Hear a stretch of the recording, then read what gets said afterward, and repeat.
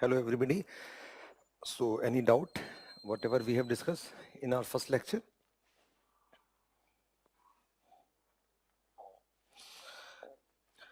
Okay, so we were taking up economic growth and development. So we were taking our first module, that is economic growth and development.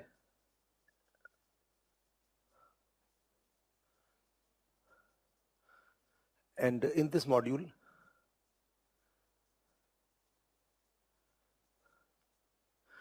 we have discussed only one concept, two concepts we have discussed. One is economic growth. Economic growth, I told you simply it means increase in production. So increase in production of goods and services is economic growth. And second concept we have discussed is economic development. So what is economic development? I told you simply it means increase in production plus social welfare or simply welfare of people. That is economic development. Okay, one question. Swarnima, your question. What does adjusted net bank credit mean in context of news of RBI co-lending scheme? So we will discuss, don't worry, in banking. So in simple words, adjusted net bank credit means कि bank credit which bank has given to public, excluding government, means to all entities excluding government in simple words, and other banks also. So adjusted net bank credit means bank loan to companies, people, and institutions, etc., other than bank and government. So I will discuss in detail. So in this priority sector lending guideline in banking, we will discuss. Okay, PSL guideline. Because this is it will take some time, priority sector lending scheme. So in banking we will discuss, don't worry. So you should ask questions related to the topic which we are taking up. That will be more useful. Don't worry, every topic we will take up. Whatever part of syllabus is there, I will take up very comprehensively, don't worry. So you should ask questions which are related with the topic. That will be more useful because one by one we'll take up all topics. Okay, so this is economic growth and economic development we have discussed. Now third concept is inclusive growth.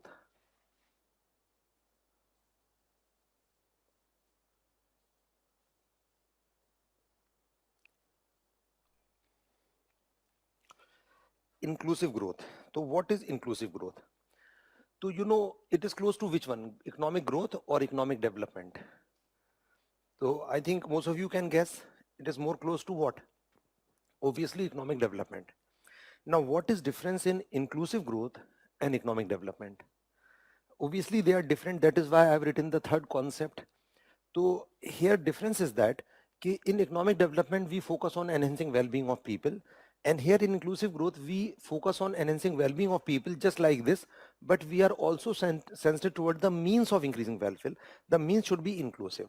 So development should happen but with an inclusive process, that people should participate in economic activities and they should benefit. Okay, so here main difference is that economic development focus on welfare only, and here it focuses on welfare just like this, but it is also sensitive towards the process of enhancing welfare. The process should be inclusive or participative. People should participate in developmental activities and they should benefit from that. So write down one definition of inclusive growth given by United Nations Development Program, UNDP. So United Nations Development Program. To mention the definition of inclusive growth, to mention that it is the process and the outcome. It is the process and the outcome.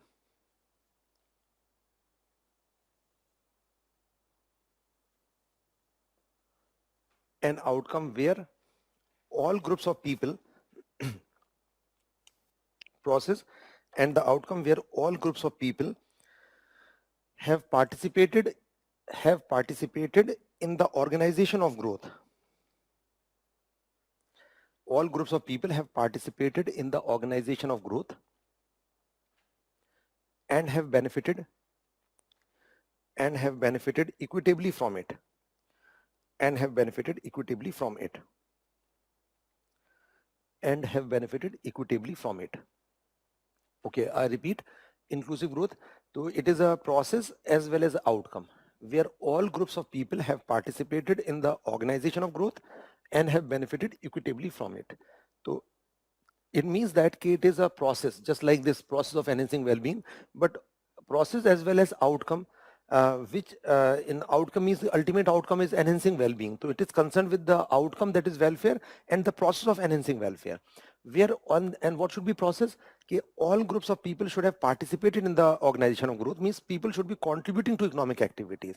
So here process should be participative process or inclusive process, and they have contributed to production or economic growth, and they should have benefited from that. Like you are working, you will get salary, and it will enhance your well-being level in this manner. So here focus is on enhancing well-being only, and here focus on enhancing well-being along with the participative process. Okay, so which is broader, economic development or inclusive growth? So obviously inclusive growth, because we are also concerned with the process also. So this is the main difference between this. So now I'll give you more points of distinction between economic growth, economic development, and inclusive growth. Okay, so what is this? So just make one table. Economic development and inclusive growth. Actually, these concepts are very close. So that is why you have to means go in minor details. Okay, what is difference? Because differences are very minor between this and this. So that is why you have to see with much precision what is basic difference. I told you it is actually an outcome only. It is an outcome. Okay, and what is this? It is a process and outcome. Okay, so here it is a process outcome only. So I told you economic growth is a means and it is an end or outcome. Okay, outcome means end. Also we can say I have dictated, it means that end or objective also. So it is a means and it is an outcome or objective or an end. Okay, and here inclusive growth is an outcome just like this as well as a process. Now what is the end here? So what is outcome here? What is outcome we are expecting in this? So obviously enhancing welfare, or we can say simply welfare. Okay, social welfare or welfare. Okay, when we say welfare, it means social welfare only. Well-being of people should improve. Like how well-being should improve, like poverty should reduce, people should have access to basic amenities, even clean environment. Okay, psychological well-being. Okay, cultural aspects also. All aspects are there here, enhancing well-being. What is outcome here? Outcome and is same, obviously. Welfare, just like this. To focus of the objective of both is same, welfare, in economic development and inclusive growth also. But here in inclusive growth, we are also concerned about the manner of enhancing well-being. Got the point? The process also. What process we follow to achieve this objective. So here it is focusing with objective only, and here it is also considering the process, the means as well as an objective. Okay, so process should be inclusive. Inclusive, we can say participative process. So participative process should be there. The process should be participative, means ki people should participate in economic activities and they should benefit from that. So participative process means ki mainly which is the most important element here. So how people participate in economic activities. Can you give me answer in one word? What is core here? So how people will participate in economic activities in one word? Can you give me answer? Which thing should be the focus here?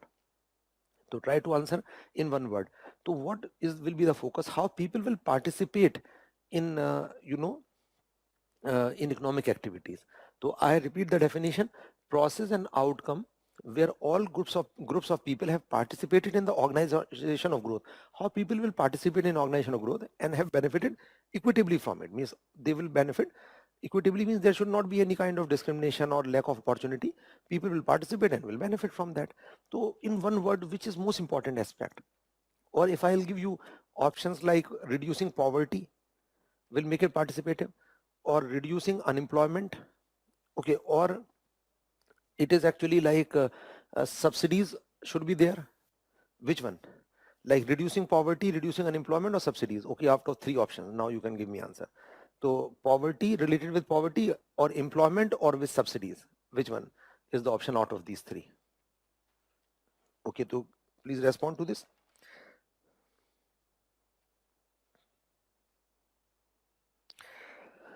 Okay, so I have shared some notes. So there is one more definition I have given you by this organization OECD, Organization for Economic Cooperation and Development. The definition given by OECD, OECD is a group of developed countries like America and other developed countries are there. So they have defined it like inclusive growth is economic growth that is distributed fairly across society and creates opportunities for all.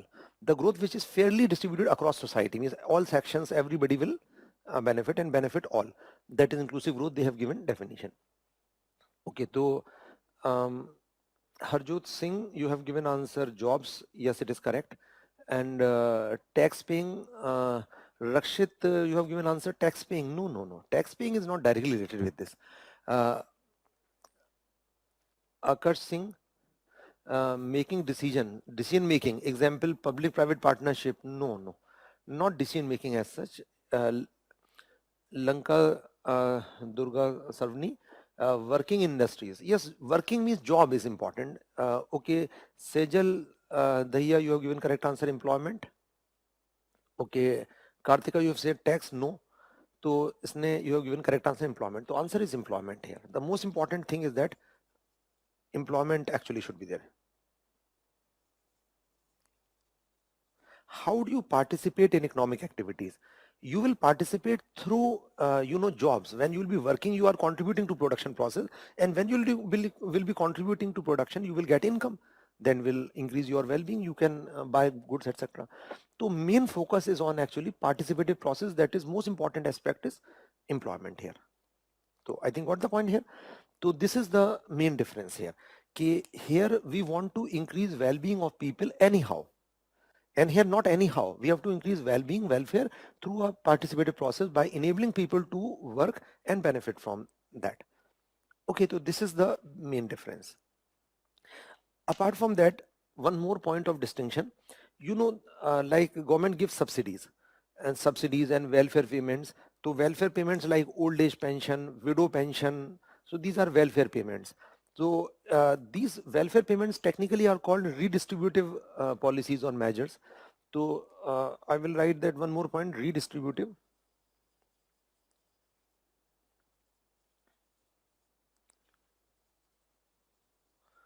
Redistributive measures. Achha, redistributive measures example is subsidies.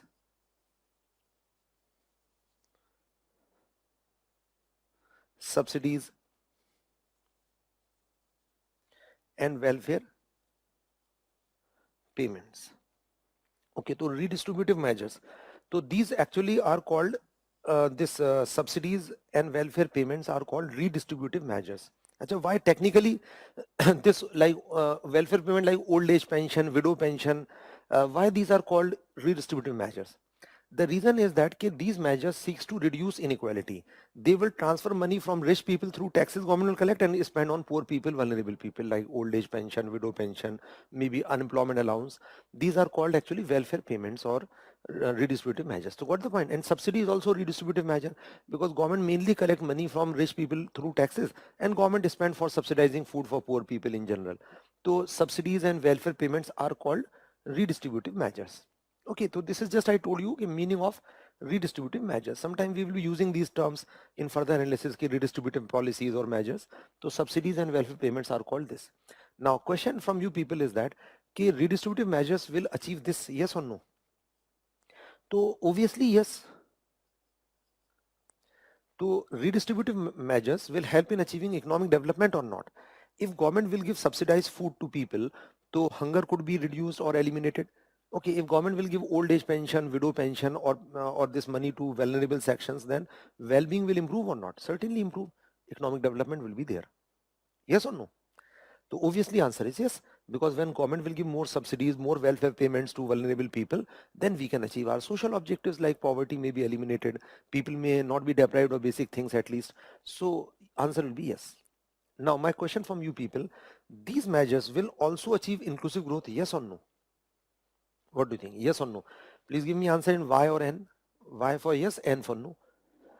As such, these policies, subsidies and welfare payments can achieve inclusive growth as such directly, yes or no? So please respond.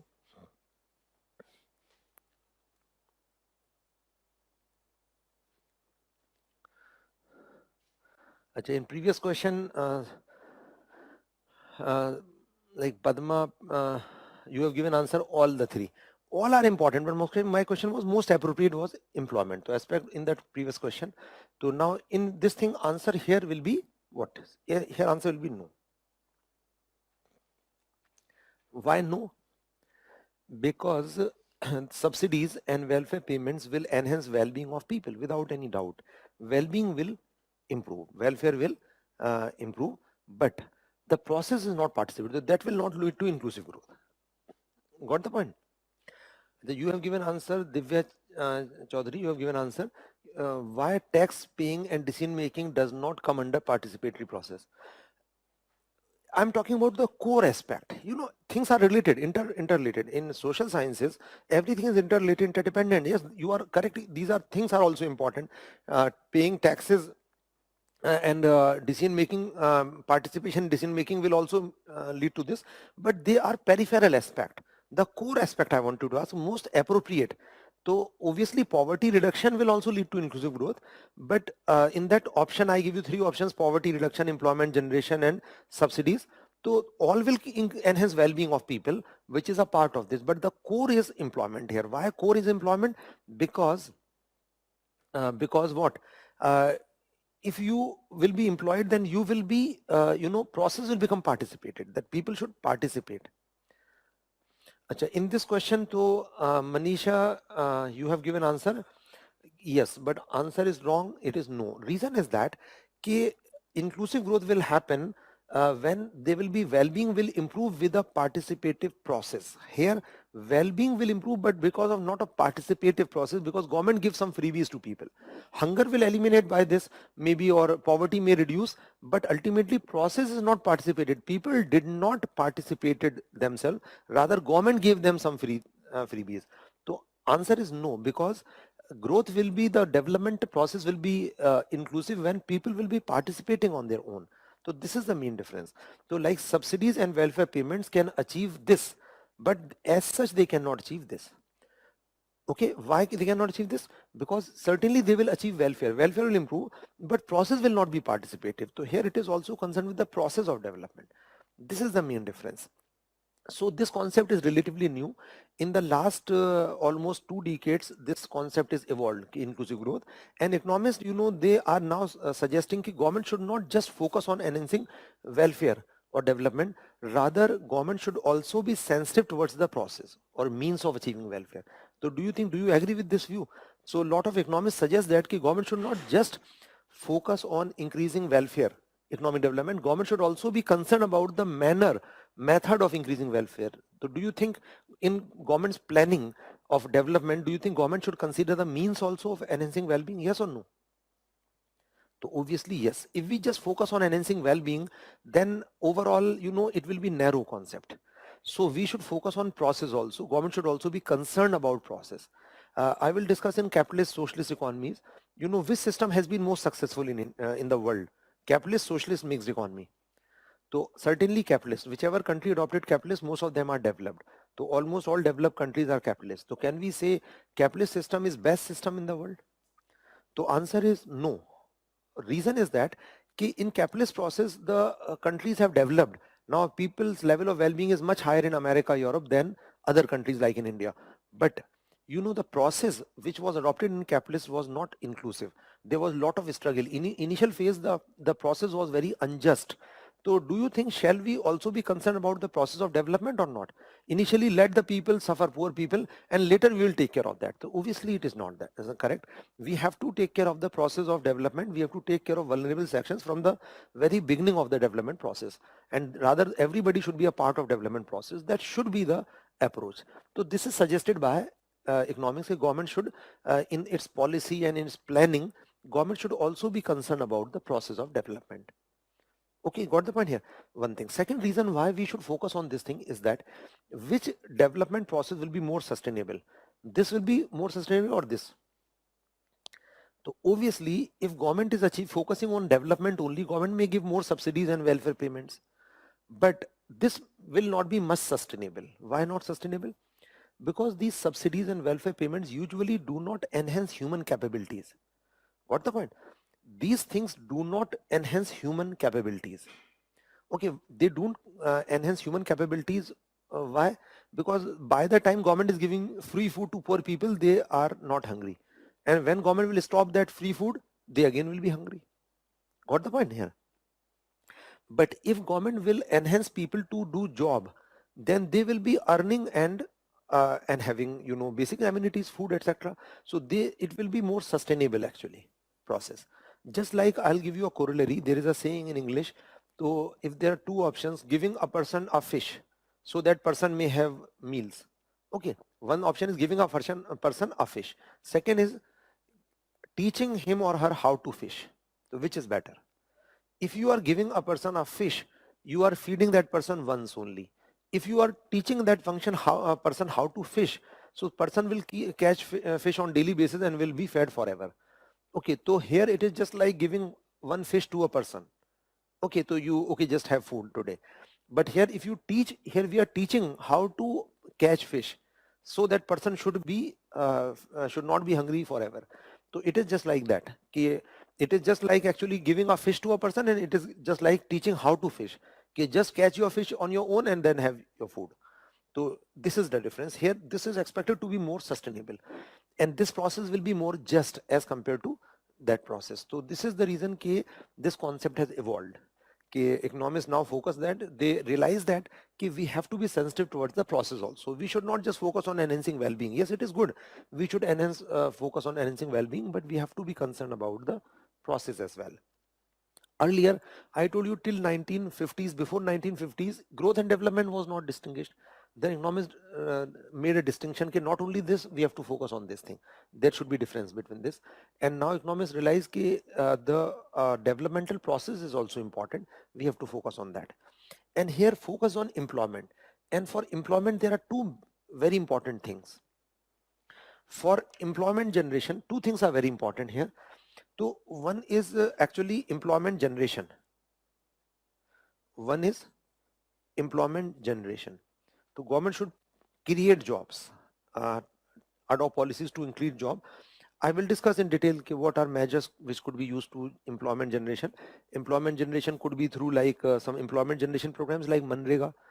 Okay, like roads are constructed in rural areas and other works so that people may get job. Some other employment generation programs are self-employment, where training is given to people and then finance is given so that they may establish a very small business. Okay, other is that government is promoting investment like in Make in India. More investment means more factories, more jobs will be there. Government is promoting MSMEs which create more jobs. Okay, micro, small and medium enterprises. So lot of measures I will discuss separately. Other is actually employability also to be increased. Employability to be increased.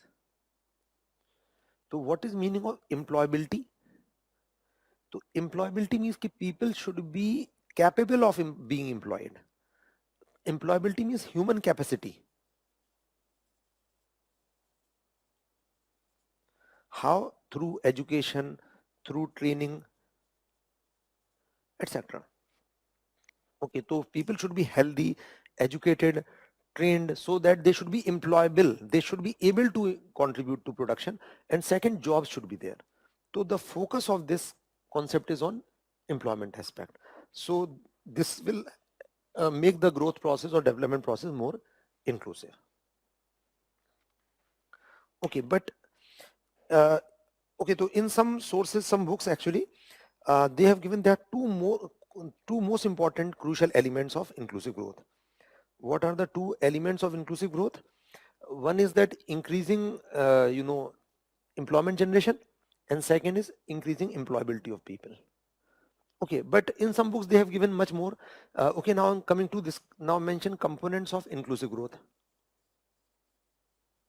Components of inclusive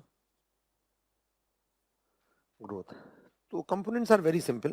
Obviously, you know कि employment generation is one component. Okay, other components are general like reducing poverty. Okay, reducing poverty. Other is you know, lot of aspects are there which are needed for achieving this objective. How to achieve inclusive growth? Like it will include equal opportunities for all.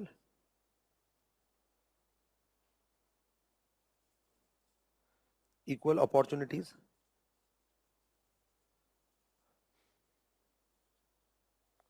So there should be equality of opportunity. Everybody should get opportunity to get education, health facilities, job, etc. Other is even women empowerment is related with this. Women empowerment.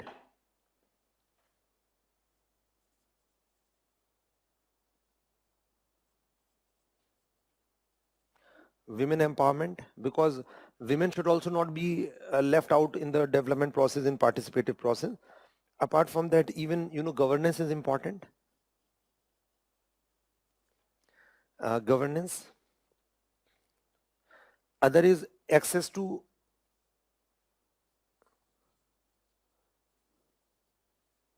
basic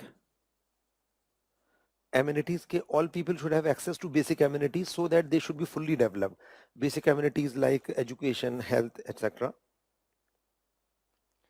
Apart from that, we can also mention this like skill development. Skill development, because for job it is very important, because focus of this concept is on employment generation.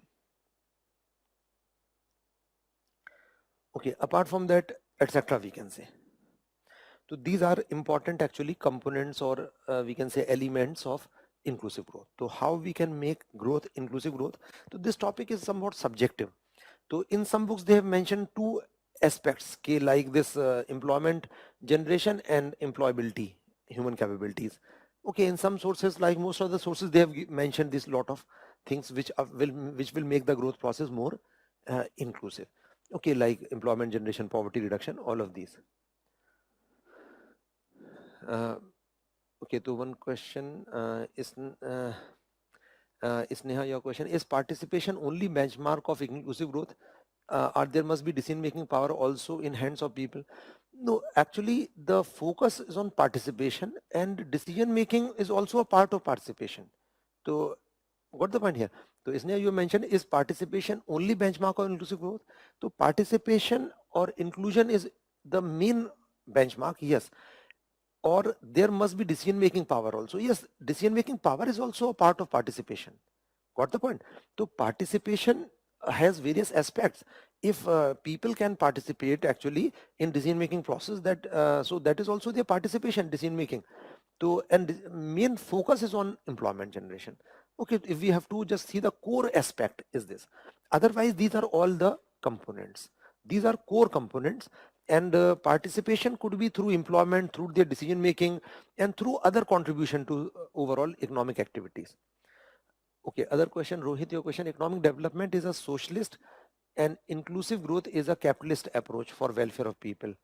Is it true? No, we cannot say this thing, because you know, remember one thing, economy may be socialist or capitalist, ultimate goal is to enhance well-being of people, but rather in capitalist system inclusive growth was missing. And this is actually why economists realized there should be inclusive growth, because in capitalist economies this had not happened in the, especially in their process of development. So if you see in America, Europe, the standard of living in the last maybe 20-30 years situation is good, but just see the 50-60 years back in America and Europe, the process was not at all inclusive. You know, poor people were so much exploited, and they were actually you know, they were not participating much, so they were not capable of participating. The process was very unjust.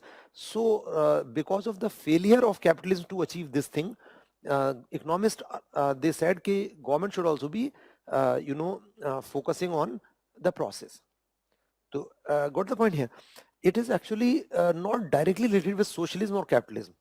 This is related with the approach of government, and this is one concept only. And this is a new concept why economists said that government should not focus on this development only. Government should also focus on the process also.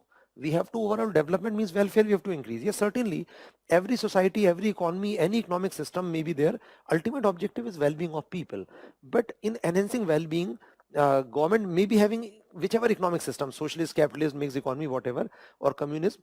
So government should focus also on this so that there should be process should be just. Okay, so other is that mm, uh, Harjot Singh Sandhu, you have asked, should we write down the table or you will dictate? So what should I dictate? The time, whatever time, you should write each and everything, whatever I write on board. Please make it sure that if you don't write these things, it will create problem in understanding. Although in this topic, I have shared some notes also, almost similar notes are there. But even if exactly same notes I'm providing you, but my suggestion is that please write it here, because providing notes is much easier for me. And I have told you already, I will do this thing and it will be painful for you. And I have to do this because I have limited time. This is the problem. Got the point? So when you write, it will make a significant difference. Okay, I could have reduced this time. I have already given you notes. I could have shown in PPT. I will show the PPT after this. So, but it would not be much effective. Remember one thing. So please write each and every word, whatever I write on board. And I think time needed in writing on board and copy is almost same.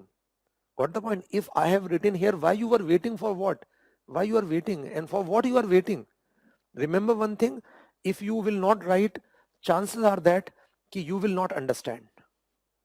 Okay, this is very basic thing. I think all of you must have written, except only just few people. So this shows lack of commitment if you are not writing. Okay, don't wait. Okay, write along with me. Please make a habit. And in further analysis, I'll give you a lot of illustrations, lot of examples, just like in national income GDP, I gave you example. So I'll give you a lot of illustrations. And remember one thing, if you don't write, it is almost sure. In technical issues, you will not understand. It is clear. Make it very clear.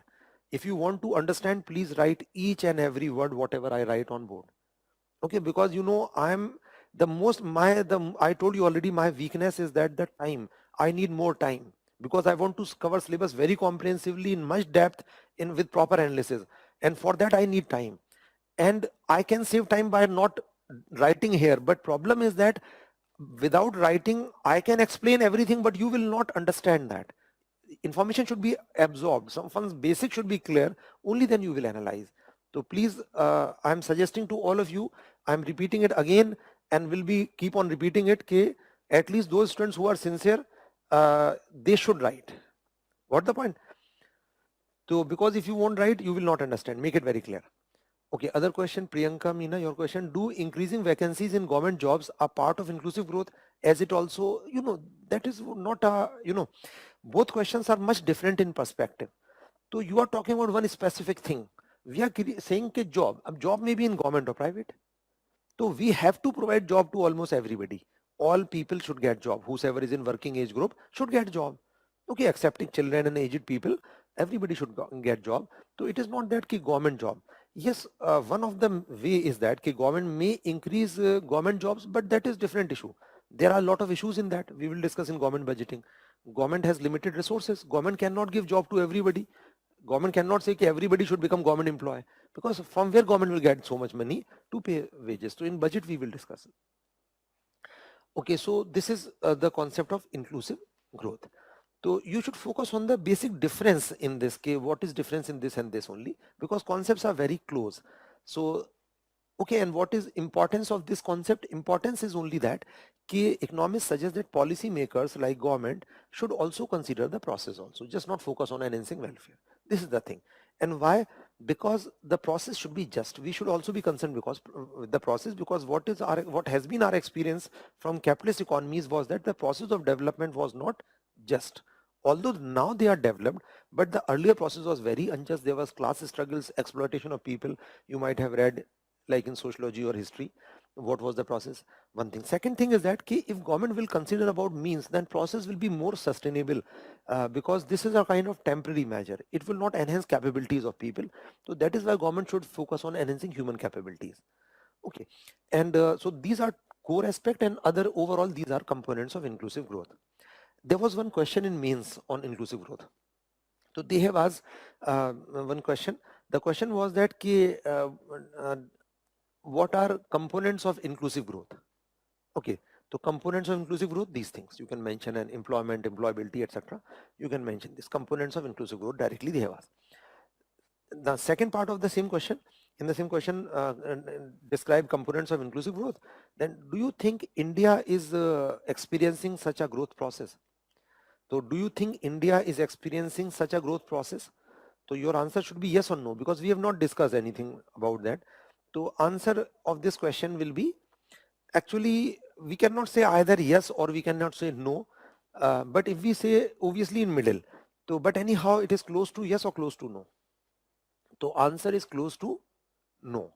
Why close to no? I'll give you a lot of indicators in next section. You will know why answer will be close to no. Why? Because if you compare, our, standard of living or well-being level in on the basis of various indices like Human Development Index, poverty indices, gender disparity indices are there, happiness indices, we are almost on bottom. We are much below this. So our overall level of well-being is not world average in India. It is much less than world average. It is very close to bottom in most of the aspects. Okay, so obviously our growth process has not been much inclusive. We cannot say not inclusive at all, but not much inclusive. Despite the fact that we were the one of the fastest growing economies in the world. We perform excellent on this concept. Excellent on this concept. We were one of the fastest growing economies in the world in the last 30 years. We are a huge economy and growing at very fast pace, very dynamic economy. But despite that, the inclusive growth has been very limited in India. So we were not much successful. I will not say failed. I will say we were not much successful in converting the benefit of our economic growth into inclusive growth. So that data will tell in next section. So I just give a brief idea. Next section, this point will be clear. And then in the same question, one more component was asked. Third component in the same question was कि suggest measures to convert economic growth into inclusive growth. Okay, suggest measure to convert economic growth into inclusive growth. Means what government can do to make our growth process inclusive. So very simple. What government should do? Can you guess? So can you give any suggestion how our growth process should be made more inclusive or inclusive growth? So very simple thing. We have to focus on all of these things. We have to focus on job creation. We have to reduce poverty, equal opportunities, and enhance human capabilities like women empowerment, education, health, skill development, etc., good governance. Okay, so all of these things we can focus. So government should increase social sector expenditure. General suggestion you can give. Okay, so got the point. I repeat the question. The first question, the components of inclusive growth. So components directly you can mention. Definition you can mention, introduction, and then component. So definition should mention, because at least component will not give, you cannot just write this 1 2 3 4, one definition and this components. And then inclusive growth process. So in next section you will get the data. Some data you can quote from that, some minor data. And third thing, how to make the growth process more inclusive, focusing on these things: social sector expenditure on education, health, skill development, employment generation. Government should focus more on that. So I think it should be clear. So we have discussed three concepts: economic growth, economic development, and inclusive growth, because these two are very close. So that is why I have gone in detail. So minor details you should know, because in means questions are very close. So they want to know your understanding. Okay, do you have clarity, concept of clarity or not? And closer the concept, difficult it will be to distinguish. Okay, now other term is human development. Human development. So human development simply means enhancing well-being of people. Okay, so human development simply means enhancing well-being of people. And write down one definition given by UNDP. So United Nations Development Program, the same which I gave you from UNDP's definition. To mention that UNDP has defined it as, in inverted commas, it is the process of widening. It is the process of widening people's choices.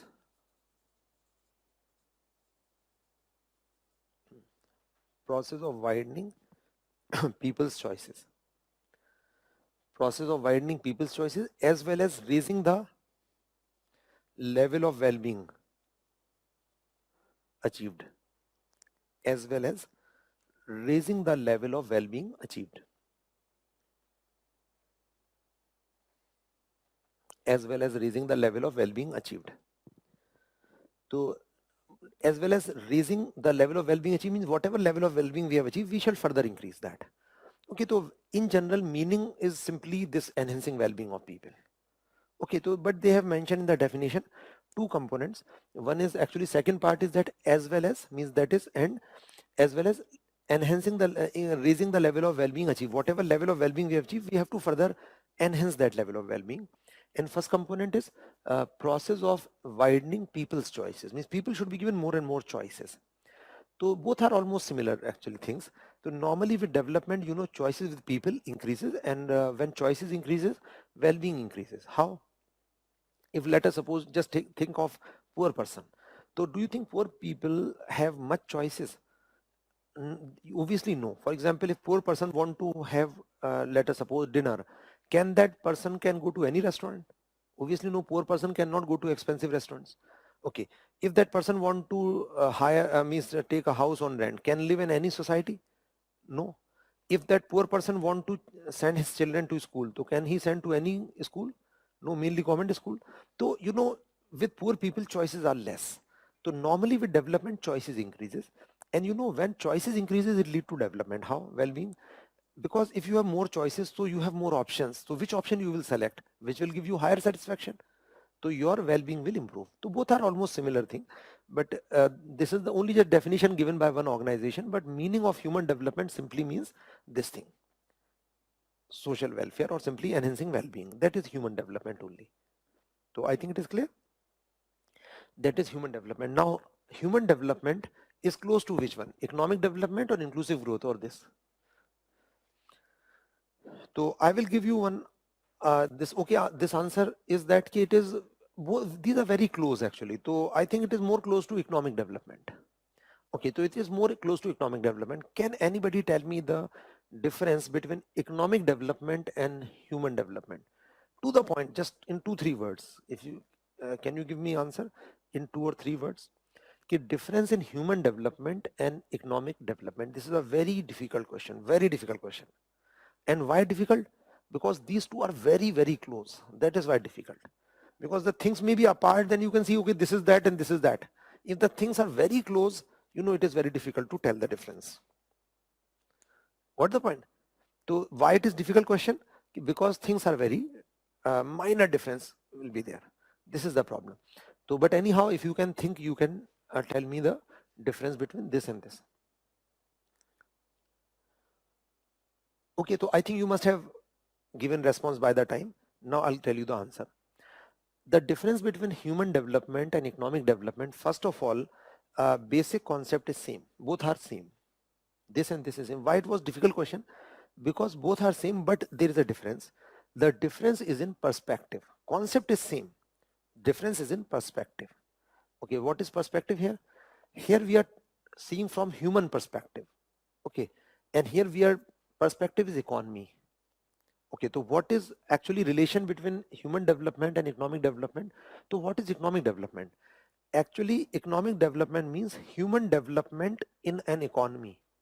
So what is human development? Economic development? Economic development is what? It is human development in an economy. Okay, so difference is very, very similar, difficult. Rakshit, you have given answer GDP versus per capita. No, actually it is very difficult. I think you won't, nobody would be able to answer this question because it is very, very difficult, very close. That is the reason. So I just give you this question just to let you think only. Okay, so I was not expecting correct answer and there is no issue. I just wanted to let you think only. That is why I give this question. Welfare can be short-lived, well-being sustainable. No, no, no. Welfare, well-being we are using interchangeably. Okay, the welfare and well-being of people, I'm using interchangeably. You can check in dictionary, not much difference will be there. In welfare of people and well-being of people, those are almost similar words.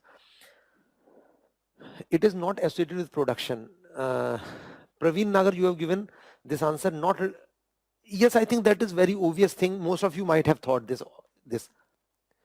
But I will say that your question is not answer is not 100% correct. I will not say wrong also. The main difference is that here production is not so important. Here ultimate is well-being of people. So the relation is that when we say, let us suppose if I make a statement means enhancing well-being of people, then what I'm talking about? Enhancing well-being of people. I'm talking about human development. If I say enhancing well-being of people in this region, in these countries, in this continent, let's suppose, then I'm talking about economic development, because human development in an economy. Now, economy could be a region, a continent, a country, a state, a city, whatever. So if I'm talking about well-being, let us suppose there are elections in Bihar, so leaders are talking about well-being improved or not there. If I say yes, well-being has improved in Bihar, if I'm talking about human well-being in Bihar only, I'm talking about economic development. Got the point here?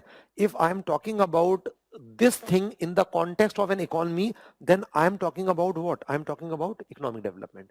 If I'm talking about well-being of human well-being in general, I'm talking about this. So this is the difference. You know how we measure what is indicator? I told you. Indicator of this, the one important indicator is human development index.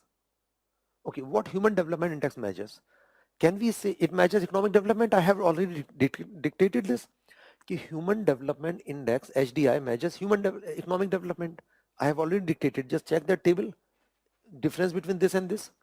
Okay, but can I say does not it measure human development? Yes, it is based on education, health, standard of living. So this also measures human development. But why I'm saying this is HDI which measures human development is an indicator of economic development? The reason is that here we are measuring human development in the context of an economy like in India.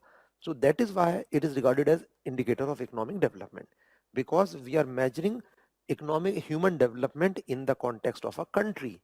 Human development we are measuring in the context of a country means economy. So I think it should be clear. So because differences are close, that is why it may be somewhat confusing.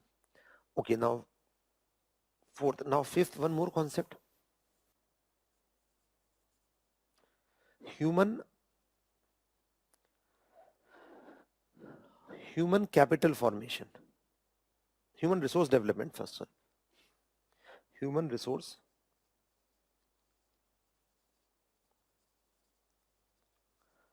HRD. Now you have to give me answer.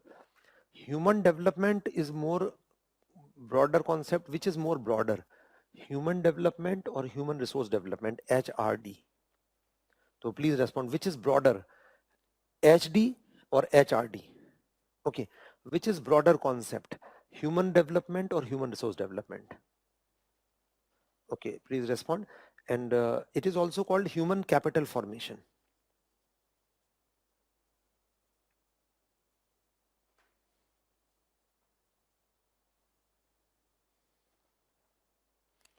Human capital formation. So human resource development or human capital formation. So actually here human resource development means developing human resources, making people more productive so that we can increase productivity. So just write down definition of human resource development or human capital formation. To mention that it refers to the process of enhancing productive potential of human beings. Process of enhancing productive potential of human beings. Enhancing productive potential.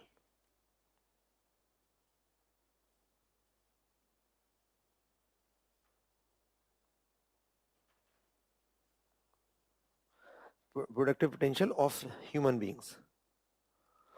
And how we can increase productive potential? By providing them education, training, skill development. So people will be more skilled, more educated, so they will be producing more, productivity will increase.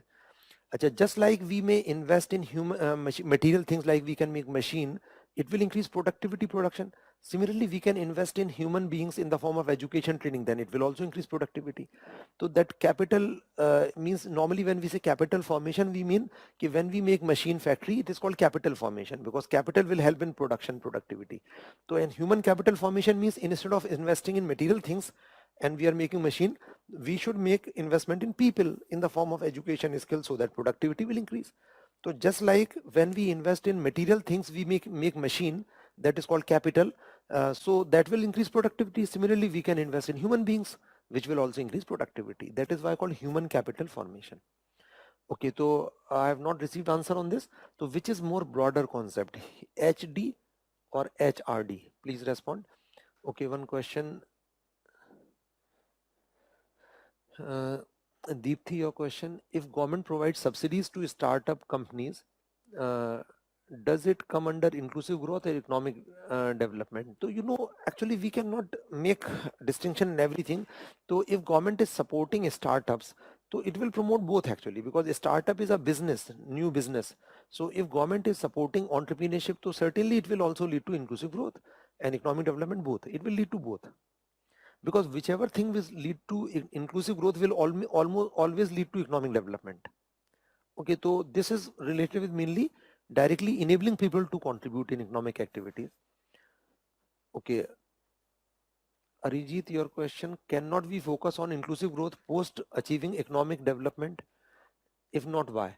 So actually economists say कि you should, from the very beginning of development process, you should take off the process, should be you should be try to make the process more inclusive rather than in later stages. Let people suffer initially and later we will take care of development, just like which happened in developed countries. That should not happen.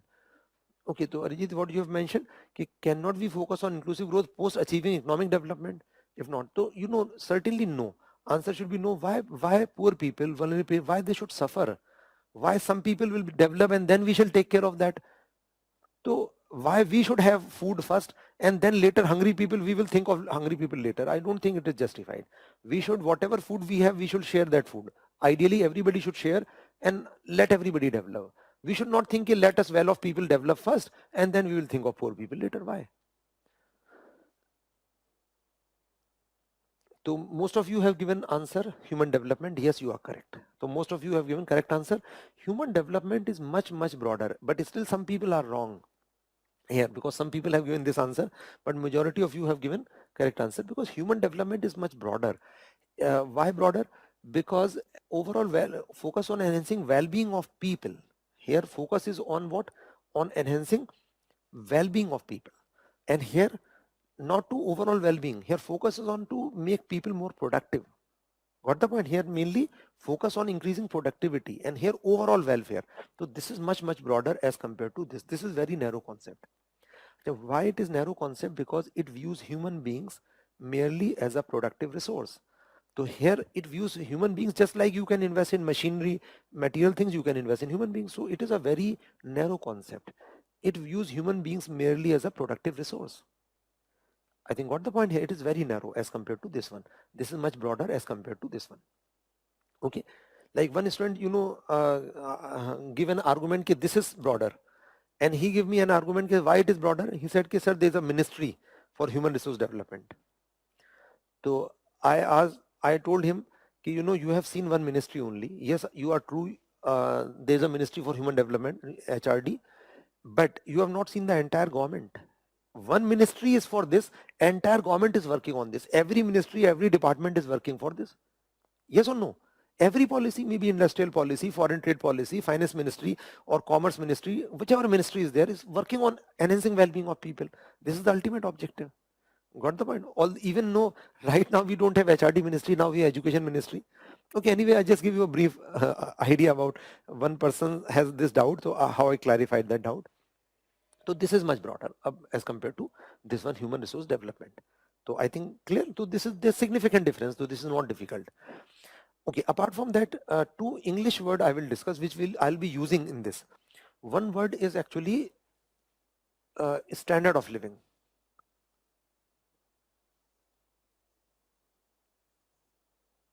These are actually economic terms. These are economic terms, and these are actually English words. Standard of living. can we say it shows well-being of people? Yes or no? A standard of living, does it reflect well-being? The answer is yes or no. Answer is no. It is actually very narrow.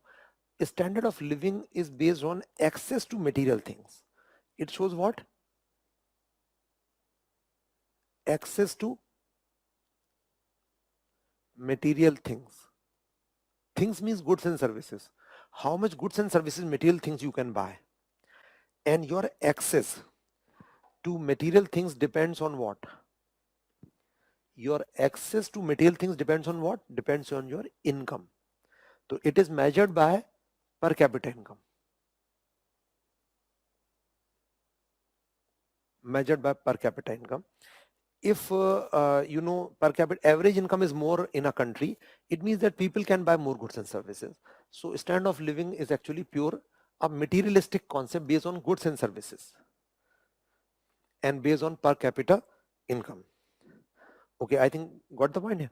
So it is purely based on this per capita income, and it don't have any other social psychological aspects. So it has only materialistic concept. Clear? That is standard of living. So I think it should be clear. It is based on per capita income. Now next is quality of life. Quality of life. So quality of life, can we say is it same as per capita income or broader or narrower? Just try to think, because learning, I told you, is a process of thinking. You have to actively think why and how. Is it similar? How it is similar? How it is different? Learning is a process of discrimination. You should discriminate between the words. And even vocabulary is very important. Try to distinguish between words. In English, one word may have different meaning in different contexts. You should know this thing. Okay, so here also, because we will be using these terms in further analysis, so you should be sensitive. You can distinguish between the terms. So quality of life is actually, much broader term. Quality of life simply means enhancing well-being. Enhancing. Well-being, welfare is same. Okay. Enhancing well-being of people is quality of life. And word is quality, word is there here. So it is qualitative, obviously, because it includes social, cultural factors, psychological factors, happiness, etc. Various things are there. So this is much broader. So now you may ask, what is difference in human development and quality of life? So can you think of relation between human development and quality of life? So relation is very simple. Human development means enhancing quality of life. What is human development? It is enhancing or improving quality of life. If quality of life of people will improve, we say human development is there. And if we say this thing in the context of an economy, we mean economic development. So got the point here? So it has various dimensions. So got the point here? So quality of life is much broader. Even in mains, 2-marker question was asked on quality of life. Although it is an English word as such, but it is commonly used in economics. So these are terms, I have put 1, 2, 3, 4 numbers. These are standard terms. And these are usually English words which are used. So difference, I think, is clear between standard of living, which is based on per capita income, how much money you can buy, how much goods and services you can buy. That depends on your income. More average income in a country, more will be higher will be standard of living. And quality of life is based on psychological, social, cultural, overall well-being level. So I think it is clear. So you should be able to correlate between the concepts, how they are similar, how they are different, because in UPSC exam questions are very good. So they want to distinguish this thing, whether you have a concept clarity or not. Okay, so these are the concepts. Now one more thing here, I'll give you one more illustration. So let us suppose, can we say all rich people, they will have high standard of living? So just 2 questions. So question 1, all rich people will have high, my statement is that all rich people will have high quality of life. One question, how high standard of living, and or rather I will put it in this manner. All rich people, they have high this and high this. I'm concluding this. I'm correct? So you have to give me answer in here, yes or no. Yes or no? One you have to write. Okay, so please give me answer. So I'm saying कि all rich people will enjoy high standard of living. If are you convinced, then write down why. Otherwise, say no. And all rich people have high quality of life. If you are convinced, write down why. Otherwise, no. So if you think both are correct, why? If both are wrong, and why? If this is correct, this is wrong, why? And like this. So please respond. Okay, so your answer should be either this y or yn or ny and n. Four options are there. So please give me answer. Okay, so my question is that all rich people will enjoy high standard of living, yes or no? Okay, and second question is that all rich people will enjoy high quality of life. So answer will be yes or no. Very simple. Please give me answer of this question. Okay, I think it is clear. So give me answer of this question. Acha, so these concepts we have discussed. Now I'll discuss few more terms. Like I have used the word capital here. So capital, what is meaning of capital? So write down types of capital. Types of capital.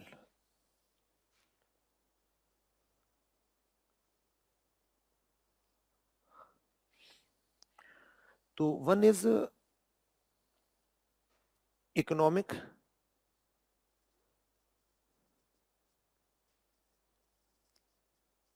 or physical capital. Economic or physical capital. So it refers to stock of machinery factory. So economic capital or physical capital is a machinery factory.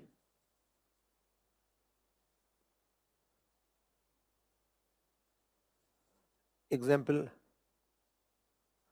machinery factory. Okay, so in words we can say it refers to physical stock of capital like machinery factory. Okay, machinery factory is economic or physical capital. Second term is human capital. Human capital. Achha, now I have got your answer. So Taruna, you have given answer yes, you are wrong. First of all, I said that all rich people will enjoy high standard of living. Answer is yes. Yes, if you have rich, you have more money, you can buy more goods and services. Yes, very simple. It was a very easy question. And quality of life, is it sure that you will be means much content, satisfied? No guarantee. So answer is no here. No guarantee. So all rich people will not be having high quality of life. Some rich people and even powerful people, they may be frustrated. What's the point? They may have stress. They may be very unhappy. So quality of life may not be high. Maybe or may not be high. So there's no guarantee. So all rich people, so answer will be Y and N. Okay, not Y. So Taruna, your question is wrong. And Sonal, sorry, and this Kurti Singh, what you mentioned, no, because quality of life is not ensured just by having access to materialistic things. I have not asked the explanation. You have to give me answer why and only, and why. So Bhaumik, you have given yn. Yes, it is correct. Bhaumik, you are correct, and Bibrajit, you are correct. Yn should be the answer. Okay, Sonal, yn. Yes, okay. 1 yes, 2 no. Okay, 1 yes, 2 no. So okay, Rohit and Ravi, you are also correct. Okay, I think you should know the difference. Now, second thing, if I ask a question, a person who is actually very poor, can he enjoy high quality of life? So very poor person certainly will be low here. Can enjoy very this? So certainly no. Very poor people who are hungry, etc., how can they be enjoy very high quality of life? But can we say lower middle class can achieve this? Yes, lower middle class can achieve this. Okay, so this is the difference. A lower middle class or middle class can achieve very high quality of life. Although standard of living may not be high in case of middle class or lower middle class. Okay, so this depends on money only, how much goods you can buy, and here overall well-being level. So this is the difference. So okay, now I'll come back to this. So I was talking about types of capital. Economic or physical capital means physical stock of capital like machinery, factory, etc. It will increase productivity. Yes or no? And human capital, example of human capital is, you know what? Example of human capital is actually, uh, we can say quantity and quality of labor force. So when we say human capital, we mean quantity and quality of labor force. Quantity means how much labor force is there, and quality of labor force means कि education levels of labor force. Okay, education levels of skill. Okay, more labor force, more quantity, and labor force more educated, more skilled, more trained. We say more human capital. So clear? So have you understood meaning? कि quantity means more labor force and quality of labor force means कि educational level of labor force, skill, training, etc. So economic physical capital means machinery, factory, etc. Okay, and acha, capital means anything which assists in production, which increases productivity production. Other is social capital.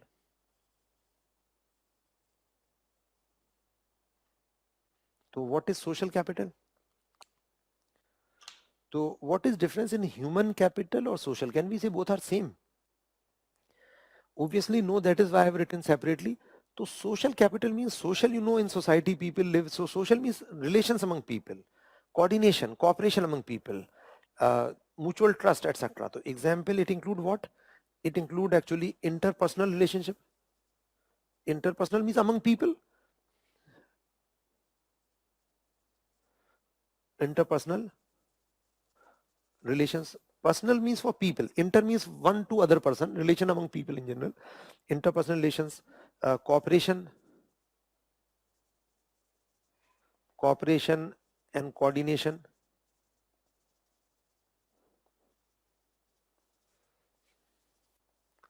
among people. So cooperation and coordination, even mutual trust, etc. is included. Mutual trust to mutual trust, etc. To social capital. To interpersonal relations means relation among people, coordination among people, and mutual trust, etc. So can we say this is also important for enhancing productivity production in a country? Yes or no? So obviously answer is yes. Now all capital are important. For example, machinery factory, we have better machinery, better factory, better equipment, then productivity will be more. If people will be more trained, educated, skilled, then productivity will be more or not? Yes. But can we need this also for productivity? Do you think productivity production will depend on social capital? Yes or no? What do you think? So try to write answer on your copy itself. Yes or no? The answer is obviously yes. Why? Because there may be a factory, you know, in a country or factory, we can say in a factory, they are having best machinery, okay, latest machinery, scientific methods. People are very much highly skilled and trained. Okay, so best machinery and best actually people they have. But there is ego clashes. There is struggle among them. You know, so do you think productivity could be high? When people, the workers of that factory, the management, etc., there should be mutual distrust, no cooperation, and each is actually having ego issue with other people. So will it affect productivity production? Yes or no? So obviously answer is obviously productivity will be affected. So can we say social capital is also important for enhancing productivity and production? Obviously yes. So got the point here? So in last year's prelims, this question was asked, what is social capital? So mainly it includes these things. Means relation among people. This shows the qualifications of people and this shows relation among people, how they are working collectively. Even one more capital, natural capital.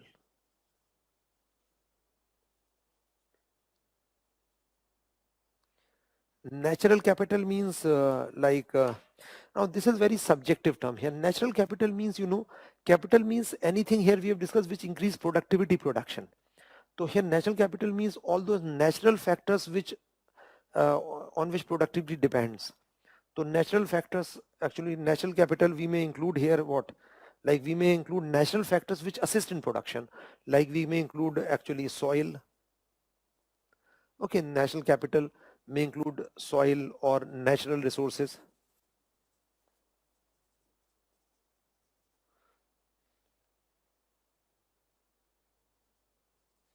Etc. But this is very subjective. So natural capital means natural things which assist in production, which assist production. Okay, natural factors or things which assist production, natural factors which assist production. So that is natural factors. Social factors which assist production here, either human factors which assist production, and here physical or economic. So capital is of 4 types actually: economic capital, human capital, and social capital.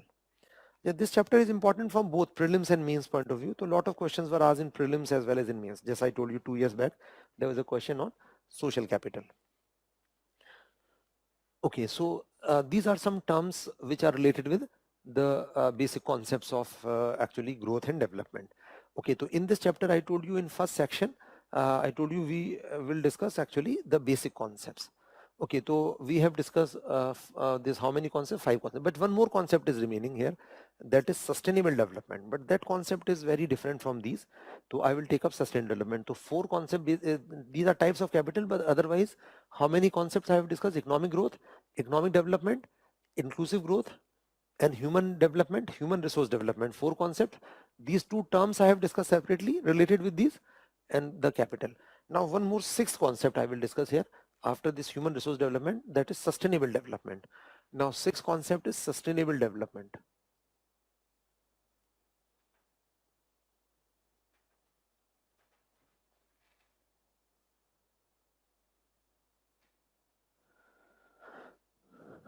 Okay, so sustainable development. So how many concepts I have discussed?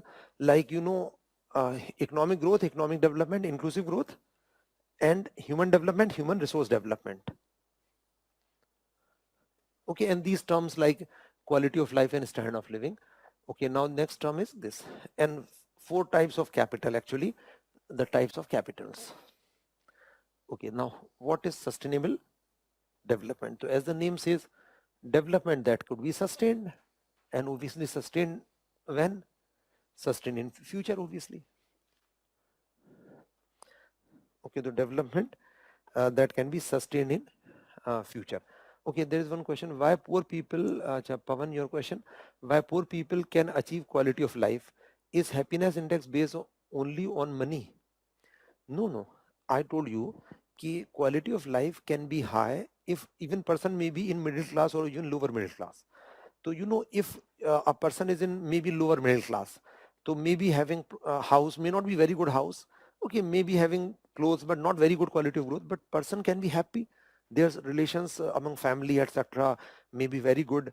Okay, they must be very much satisfied and happy, content with their life. So even quality of life will be higher.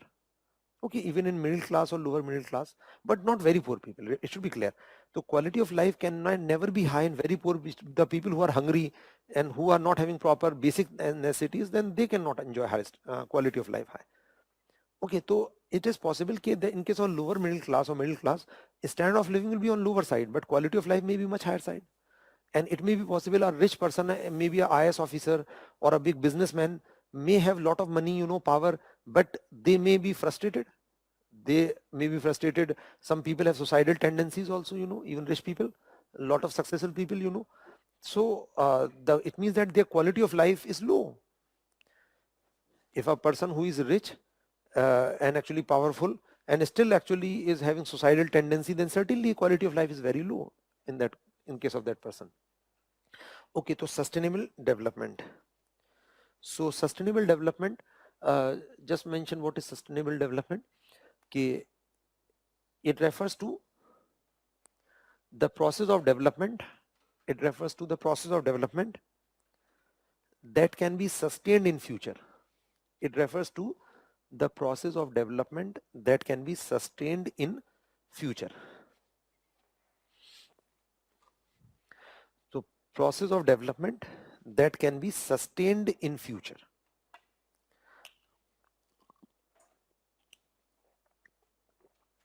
So very simple process of development that can be sustained in future. Okay, so there is a very famous definition of this sustainable development that was given by UN conference, UN World Commission, sorry, UN World Commission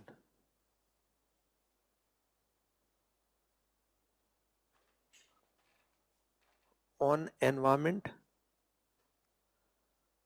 and Development.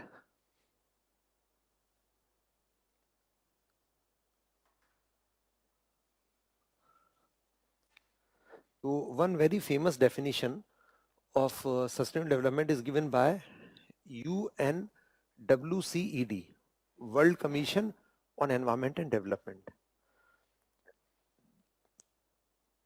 So UN World Commission on Environment and Development, UNWCED. And this commission was headed by Mrs. Brundtland, BRUNDTLAND.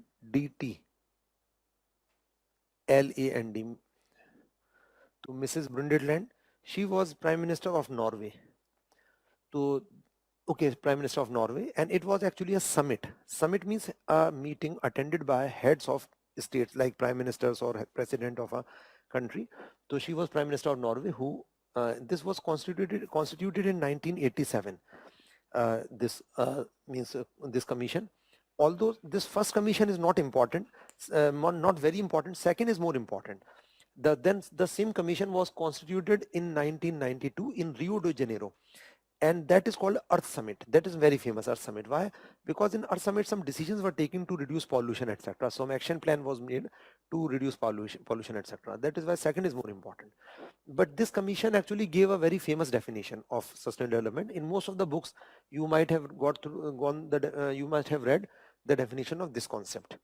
So this is actually to write down the definition given by the commission, or we may call it Brundtland Commission. So you may mention the Brundtland Commission, the Brundtland or the commission simply, the Brundtland Commission defined it as in inverted commas, it is the development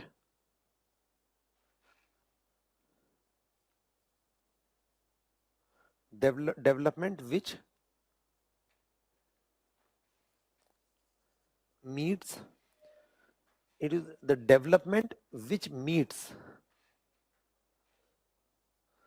the needs which meets the needs of the present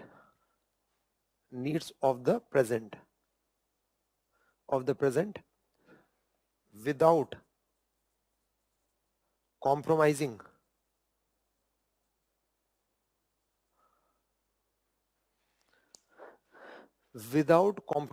the ability of future generations,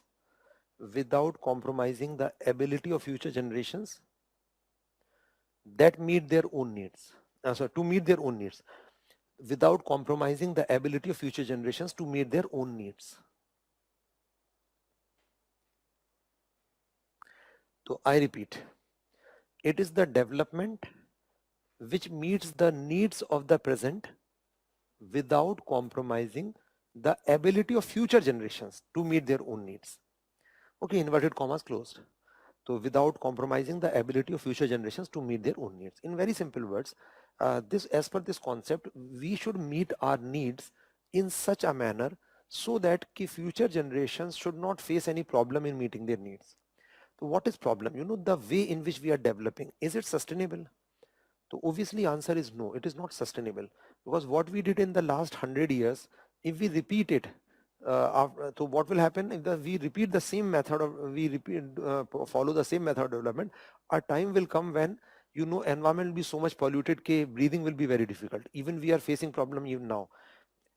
Okay, so especially in North India, especially in this winter season, there is you can see the pollution in the air directly.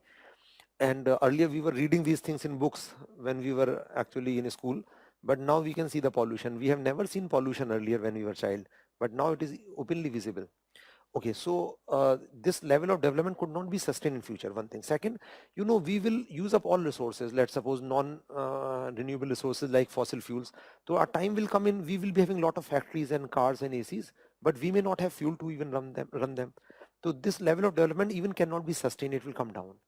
So it means that we have to take care of environment and resources. The focus of sustainable development is that we have to take care of environment and resources. So only then it should be sustained. Why? Because if we degrade environment and deplete resources, then our future generations may not have access to that resources, so they cannot continue with development. So in other words, it is related with what? It is related with intergenerational equity. So mention this thing also. Mention that it calls for intergenerational equity.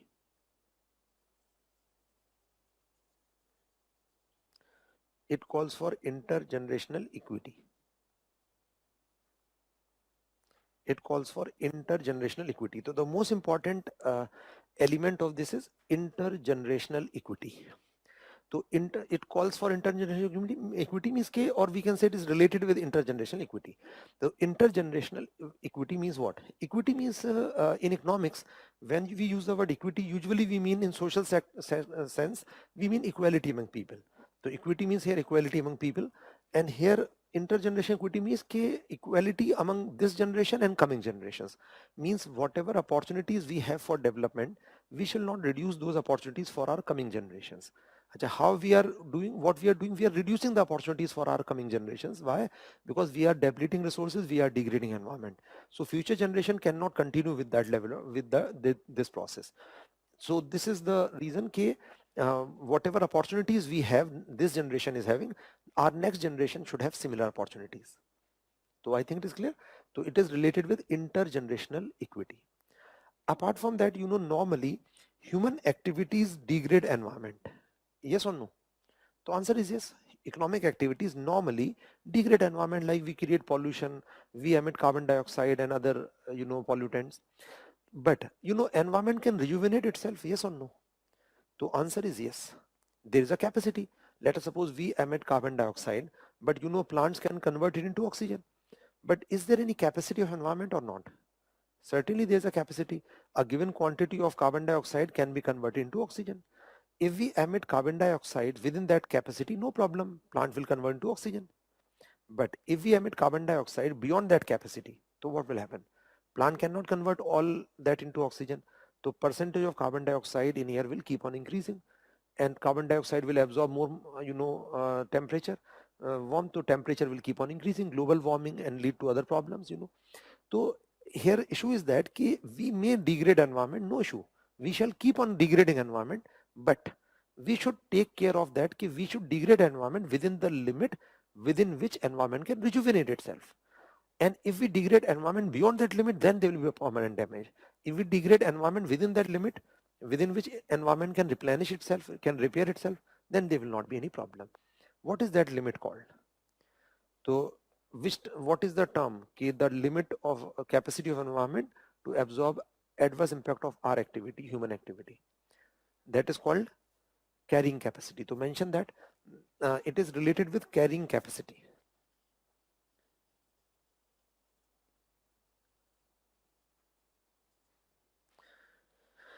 It is related with carrying capacity. That is capacity of environment. That is capacity of environment to absorb adverse impact of human activity. Capacity of environment to absorb adverse impact of human activity. Capacity of environment to absorb adverse impact of human activity. Okay, so carrying capacity. So capacity of environment to absorb adverse impact of human activity. So if we degrade environment within carrying capacity, there will not be any problem. If we degrade beyond this capacity, then it will create problem. What we are doing actually now, we are degrading environment beyond this capacity. So that is why there will be permanent damage, one thing. Second thing, we are reducing carrying capacity also, like we are cutting forest. So what will happen? The capacity to convert into oxygen, etc., and absorb pollutants will reduce. So we are reducing carrying capacity also and degrading beyond that. So this is the problem actually in this. So sustainable development is focusing on environmental aspect only, mainly. And what are features of sustainable development? Can we say increase in real GDP should be a feature? Yes or no? What do you think? Increase in real GDP. If I say, is it correct or not? Real GDP. So increase in real GDP. Should it be a feature of sustainable development? Yes or no? So some of you may think no, but answer is yes. Why? Because it is not only environmental protection. We are talking about sustainable development. We have to develop also. Sustainable development does not mean that we should be just sitting on home and don't do anything. No, sustainable development, we should develop. We should produce goods and services. We should enhance further well-being level, but in a sustainable manner. So GDP should be increased. Production should be increased. Second, does it include the social welfare? Yes, we have to enhance well-being of people. And third thing, we should do this and this, taking care of environment. So conservation of environment.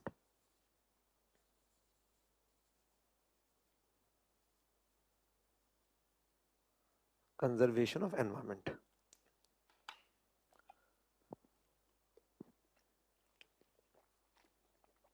Okay, I think it is clear. So increase in real GDP means production should increase. It should be clear. It is not that environmental conservation is same. We are not talking about environmental conservation. I'm talking about sustainable development. Remember this thing. So production should increase, welfare should improve, and along with the conservation of environment, we have to take care of environment in the development process. Okay, just like in inclusive growth we have discussed, development process should also consider the means of development, and here development process will take care of environment. Okay, but there should be development. Ajay, now if I say only one first feature is a feature of which one? Economic growth. And first two feature of what? Economic development. And if we economic development along with environmental conservation, we call it sustainable development. Okay, now how many dimensions it has? So how many dimensions are there in this concept? So write down dimensions also. One is, can we say economic dimension? Yes or no? Economic dimension. So answer is yes. Other is social dimension. Third obviously is environmental dimension.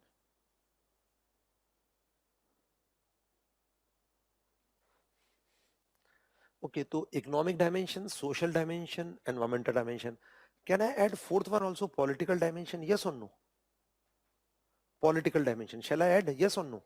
So please give me answer yes or no. Political dimension, should I add? So yes or no? Please give me answer. So shall I add this fourth dimension, political dimension? So give me answer in yes or no. Okay, I think you must have responded. So answer is no. Okay, so no. If you have written, cut it down. Okay, rather I will rub it. So only three dimensions are there, no political dimension. Now why some people may think it should have political dimension. So sometime majority of students give answer कि political dimension should be added. Remember one thing, on what basis you think we should include political dimension? The reason is that you thought political factors are important for achieving this. Yes or no? So political factors are important to achieve economic inclusive growth, sustainable development. Yes or no? So obviously answer is yes, political factors are very important, and lack of political will is the main reason for the degradation of environment. If there will be a strong political will in the entire world and all world leaders will cooperate, then certainly situation would be much better. So lack of political will is also one reason, and we are not achieving this. But remember one thing, political factors are important for economic growth, yes or no? Political factors are important for economic growth? Certainly yes, why not? So can we say economic growth is not unidimensional, it is two dimensions, economic and political? No, remember one thing, political factors are important to achieve this or any other concept, but they are not part of this as such. Clear? So as such, political factors is not part of this concept, but political factors are important to achieve this concept. Clear? So only three dimensions are there, and these are related with this. You can see this real growth is shown in economic dimension.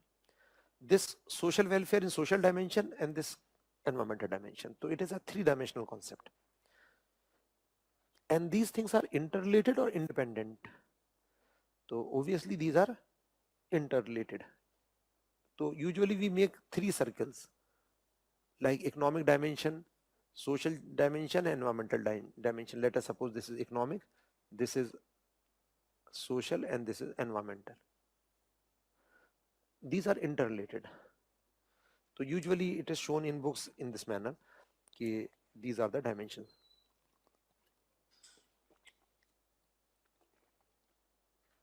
I think clear? So this is meaning of sustainable development. These are features and these are dimensions, and these are interrelated dimensions. Break up. So I think let us complete this, then we'll have break. So sustainable development, I give you definition, meaning of sustainable development. And Ajay, in prelims, one question was asked on that, like which of the following is related with sustainable development? So in that option, correct option was carrying capacity, intergeneration equity, carrying capacity. I give you terms. Okay, so this is a sustainable development concept. Now, how we measure sustainable development? What are indicators?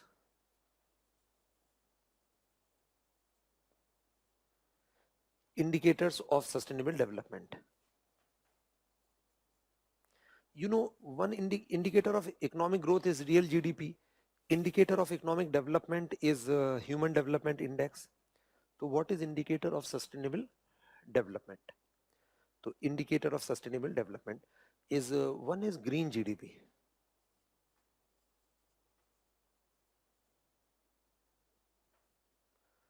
So what is green GDP?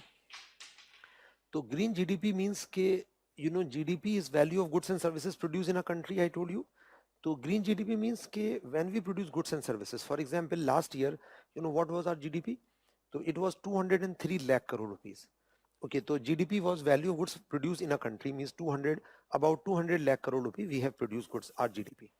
Okay, but in production, you know, there must be some degradation of environment. Yes or no? Pollution, environmental degradation obviously happened. So what we do, we estimate money value of that and we minus that from GDP. Let us suppose we assess K value of environmental degradation is 100 crore. 200, out of 200 we minus 100. So then 200 minus 100 will be 100. It is estimated in this manner. So just write down what is green GDP. So mention that K, it is the GDP adjusted for, it is the GDP adjusted for the cost of environmental degradation. It is the GDP adjusted for the cost of environmental degradation. GDP adjusted for the cost of environmental degradation. So GDP adjusted for the cost of environmental degradation. That is green GDP. Okay, so in simple words, value of goods produced minus the cost of an environmental degradation. Now you may be thinking how we estimate cost of environmental degradation. Okay, so obviously it is very subjective thing. Okay, like I told you, last year our GDP was 203 lakh crore. So 203, and we will estimate money value we have to give to pollution and degradation of environment, etc. So we will minus that and we'll get this. But the issue is that how to estimate cost of environmental degradation. So obviously it is very subjective thing, and we actually, so by and large it is a theoretical concept. Some countries, they have their own conventions to measure actually the cost of money value of environmental degradation, like how much money value will give to pollution, how much to which type of pollution, too much which kind of environmental degradation. So countries have, some countries estimate this, and they have their own conventions. In India, we are planning to introduce this concept in India, but we don't have this concept right now. So once we will introduce this, then government of India will make norms for environmental degradation, how to give money value to various environmental degradation. Then it will become more important practically. So by and large, you should know it is just a theoretical concept.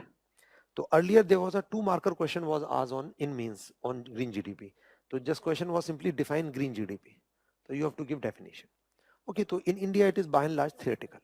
So few countries estimate this, they have their own conventions how to, for their estimation, for its estimation. So I think it is clear. So that is green GDP. Other indicator is genuine savings.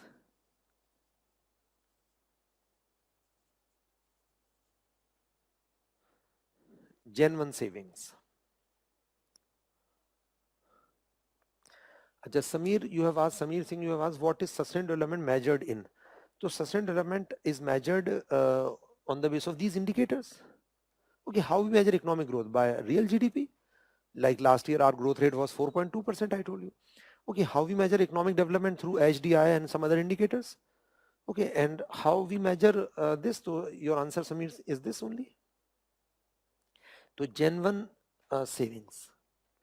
Okay, so what are Gen 1 savings? So first of all, saving. Why saving is related with sustainable development? Reason is very simple. Why people save?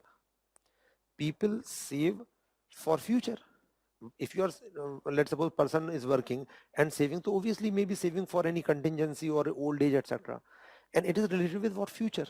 Okay, whatever we have, we should not use up everything. We should save some future so that we can sustain in future.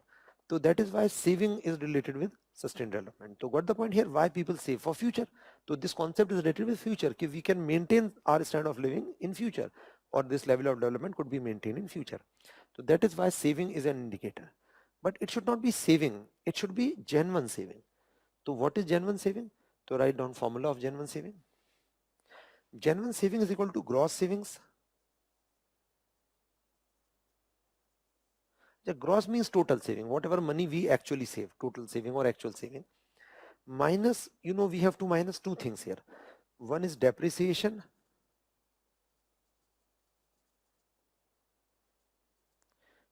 in man-made capital, and one more thing, depreciation in natural capital.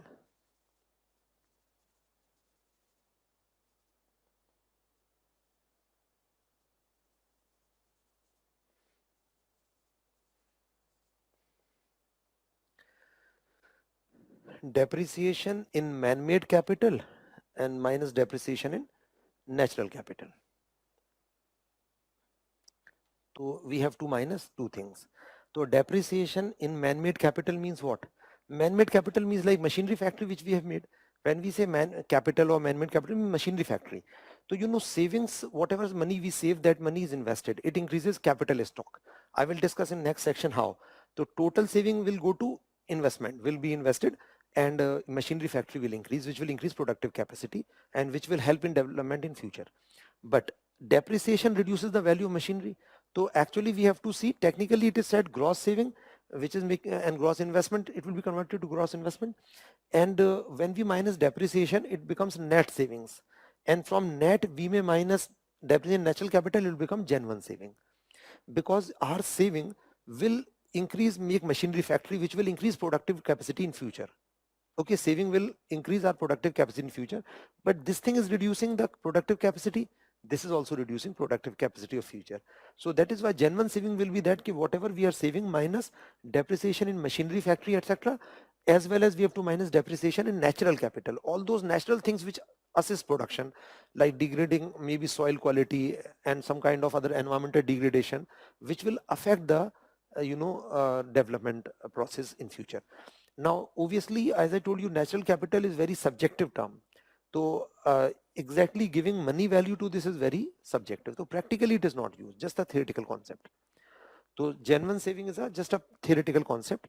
Okay, from the gross saving is total saving. From the total saving, we must minus depreciation in man-made capital as well as natural capital. Then we get this. So it is not practically used because estimation of this is, especially natural capital, is very difficult. Even definition is very subjective here.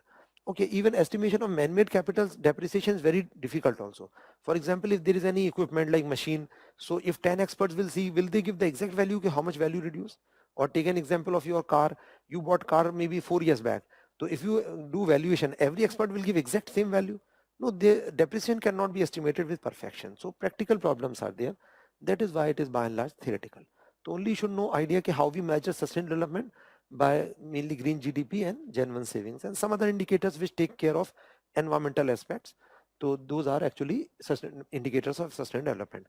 Now two things are remaining here.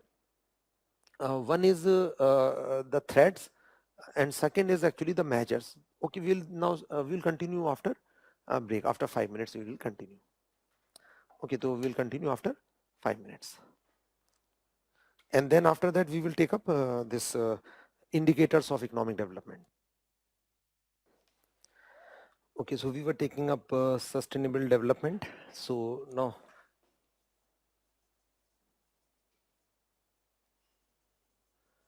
so we have discussed meaning of sustainable development indicators and okay, features and dimensions, and finally indicator. Now, what are threats? Now, two more things are remaining: threats to sustainable development and the measures which are needed. Threats to sustainable development. So what are threats to sustainable development? So obviously one threat is, depletion of resources. Depletion of resources. And as you know, there are two types of resources, renewable and non-renewable. So obviously renewable resources are, means we have to be more focused about saving non-renewable resources like fossil fuels because we have limited quantity. Okay, other is depletion of resources, other is degradation of environment. Degradation of environment. Various types of degradations are there, like pollution is one environmental degradation. Okay, you will discuss this section in detail in environmental section, geography and environmental section. Other is like like soil erosion. Okay, so pollution, soil erosion, or even deforestation.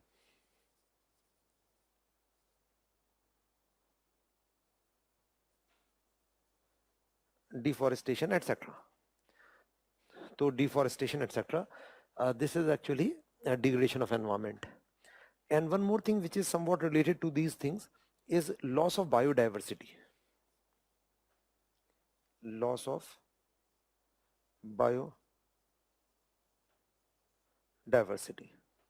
Loss of biodiversity, animal and plant species are reducing gradually, and some species have already become extinct and some are on verge of extinction. So what is problem? If animal and plant species will no longer be there in future, there will be two main problems. One problem is that directly, we are using some plants and animals for our food and medicines. So we may not have access to that food and medicine. One problem. And second problem is that ecological balance or ecological cycle will be affected, and it may lead to environmental problems like disasters, etc. So ecological cycle could be disturbed if some animal and plant species will be completely eliminated. So these are the problems which are leading to which are threatening sustainable development. Now what we have to do to achieve sustainable development? Mainly we have to take care of these things in general. Okay, so one doubt, Arun, Arunava, your question, doubt ki I have some queries. How are inclusive growth and sustainable development related? Inclusive growth and sustainable development, okay, in inclusive growth, the focus was on development with participation of people, and sustainable development, both are somewhat different concept. Here focus is that development taking care of environmental factors. So both are significantly different. That is why I have not make a direct comparison, because economic development and inclusive growth are very much interrelated concepts. So here it is very different from that, because inclusive growth means we have to we should promote development by participatory approach. And here it means that we have to promote development by taking care of environment so that development can sustain in future. Both are significantly different here. In inclusive growth, the main focus on actually development along with well-being of people, means participation of people. And here focus on development taking care of environment and resources. It means this. Okay, is economic capital and means of production similar? So means of production is actually more general. Means of production, or we usually use the word factors of production, are land, labor, capital, etc. So means of production are much more than even capital. Like labor is also one means of production. Okay, capital is also one means of production. Okay, so there could be other things also, like land is also one means of production. So means of production is broader than economic capital. Other is what is difference between stock and flow. I will discuss, don't worry. Stock are measured at a point of time, flow over a period of time. I will dictate how one calculate depreciation. So depreciation, is there are various formulas which are used to estimate depreciation, but none of the formula is supposed to be perfect. But you need not require to go in the formula how to estimate depreciation. So depreciation of different assets will be different. Like your rate of depreciation of your car will be different from the rate of depreciation of maybe the TV, for example. So assets depreciate, but rate may not be exactly same, and there are different formulas. So that is not needed for GS. You need not require to calculate depreciation and formula. Okay, the other question is Priyank, when redistributive measures were not part of inclusive growth, then why reducing poverty and access to basic amenities are part of inclusive growth as they don't include public participation? Now remember one thing, practically we need all the things. To achieve inclusive growth, we need redistribution also. Practically we need this. So, you have to understand case economics is social science. So things are interrelated, interdependent, and there is subjectivity in things. So we cannot say this, and I did not said that inclusive growth is not part of this, sorry, redistribution is not part of this. I said that redistributive policies will not lead to this inclusive growth. For inclusive growth, we have to focus on that. This is one minor aspect for inclusive growth. Okay, so the issue is in minor or major thing. So if let us suppose government will focus more on subsidies and welfare payments, it will enhance well-being, but it may not lead to directly inclusive growth. For enhancing inclusive growth, we need this thing to some extent, like we have to remove poverty, but because there is a lot of intermingling is there. So where is the doubt, Priyank, the doubt is that you actually are not seeing intermingling. So inclusive growth and economic development are very much intermingled. Lot of elements are common. Okay, major parts are common actually. Few things are different only. Okay, like for achieving inclusive growth, certainly we have to eliminate poverty. We have to ensure basic amenities. For that, for inclusive growth also, subsidies are important, but they are not the crucial part. Just like subsidies cannot lead to inclusive growth. Got the point? They are important for inclusive growth, but they are not the crucial part. And as such, redistributive policies cannot lead to inclusive growth. You have to distinguish between them. This thing. Okay, so these are threats. And finally, the measures to promote sustainable development.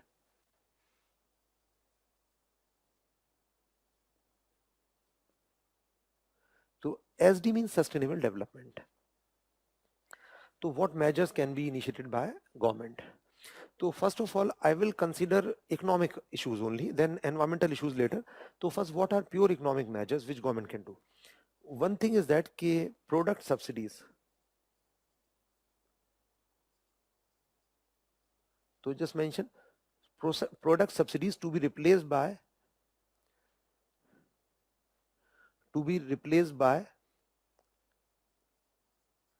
direct benefit in bracket cash, direct benefit in bracket cash transfers.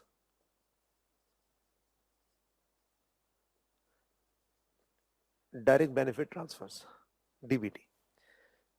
Okay, so all product subsidies actually should be abolished, and in place of this they should be replaced by DBT, direct benefit transfer. So in case of direct benefit transfer, government transfer cash. In bracket I have mentioned cash to make it simple. Government should transfer cash in the account of beneficiary rather than giving subsidy on any product. Now what is problem? Direct benefit transfer, DBT, I will discuss in detail in government budgeting. So DBT, in what happens in case of DBT, welfare payments and subsidies are directly transferred in the account of beneficiary. So benefit is that government is directly transferring money in the account of beneficiary, means there is no middleman, and no middleman means middleman will not be there. It means that leakages will be reduced, and government will know how much money transferred in whose account. So mistargeting will also reduce. A lot of economic benefits are there. But DBT is not only will help in improving effectiveness of developmental programs, rather DBT will also help in conservation of environment. How? Now you see this thing. These product subsidies, so if subsidy is given on any product, so price of that product will come down. Okay, price will come down. When price will come down, then consumption will increase. So people consume more. So when price will come down, consumption will increase. So we can say overuse of resources. So this leads to what? Overuse of resources. So product subsidy reduces price of the product and people overconsume, overuse and even waste. Overuse of resources and even wastage. When things are cheaper, people bother much about saving them. For example, if electricity is subsidized, it is cheap, so it is bill is not much, so you may not bother much about saving it. For example, if you are going outside from your maybe home, so if one tube light extra is on, so you think hardly it matter, it is on maybe for 3-4 hours, it hardly maybe 5-7 rupees bill will be there, so you will not bother much about that. So if things are cheaper, normally people, this happens normally, I'm talking about human tendency. When things are cheaper, people don't bother to save them. So normally product subsidies, they reduce price and then consumption will increase, overuse and wastage will increase. In case of DBT, price will not reduce. Okay, so when price will not reduce, the consumer has to pay full price, so consumer will be sensitive towards its use. Consumer will not overuse. Because I will discuss in chapter 3 that demand curve is downward sloping, means at cheaper rate people buy more. It's very normal tendency. If things are cheaper, you buy more. If things are expensive, you buy less. In general, this happens. So product subsidy reduce price, and that is why people buy more and overconsume them. This is the reason. For example, now what is difference in product subsidy and this DBT? So earlier, for example, in case of LPG cylinder, for example, that the cost earlier was, I'm assuming, let us suppose 1000 rupee. Okay, and earlier there was subsidy on this. Sorry, subsidy. The cost was 1000, and let us suppose subsidy was, let us suppose 500 rupees. So how much will be price for you? 500. Okay, so you have to pay half price. I'm just giving you a rough example. So you have to pay half, and half will be paid by subsidy, means government will pay to this company, to the company which is selling LPG cylinder. Government will provide to you, will pay, consumer will pay 500, government will pay this. So when LPG cylinder was cheaper, consumers were paying actually only a part of cost. So people were overusing LPG. And it is a fact, LPG, which is subsidized for actually ensuring that cooking fuel should be affordable, but people were misusing, people were using it for various purposes, for heating, for lighting. Some people were running cars on this LPG, so it leads to overuse. This is the actual issue. It means before this subsidy, before the means shifting to this, there was significant overuse of LPG. Now what will happen in DBT? In DBT, if in case of LPG cylinder, let us suppose the cost is 1000 rupee. So here government will not give subsidy. Subsidy will be zero. So you have to pay how much? 1000. The price will be 1000. Full price you have to pay. But later government will transfer money. How much money? Let us suppose 5000, the same amount which government was giving to company. Government will not give anything to company, the seller. So will transfer in the account of beneficiary.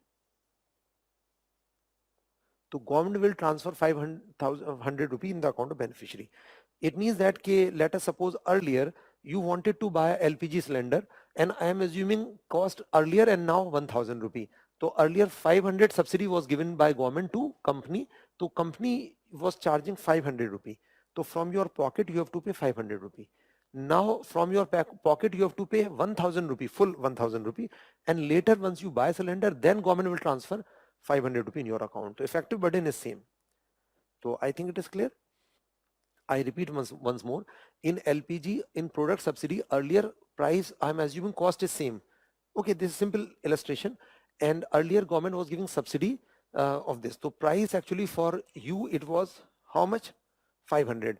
Now price for you is, when subsidy is no more, so for the company, the price is now you have to pay full price 1000 rupee, and later once you buy, government will transfer 500 rupee in your account.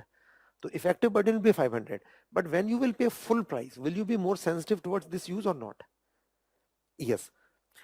So, but some of you may have this perception in mind कि कि earlier effectively 500, now effectively it is 500, so people may not over consume this, but psychological effect is there. When you do shopping with cash, you are more sensitive. When you do shopping with credit card, you hardly bother, because you are swiping if 100 rupee or 1000 rupee or 10,000 rupee, it is same. So, psychological effect, when you give 1000 rupee from your pocket, so okay, this is 1000 rupee. Got the point? So then it will have a psychological impact. So this will, price of the product will not reduce. You have to pay full price. Here price is reducing, you can see. When this subsidy is there, so this subsidy is reducing price. Price reduced from 1000 to 500. So got the point here?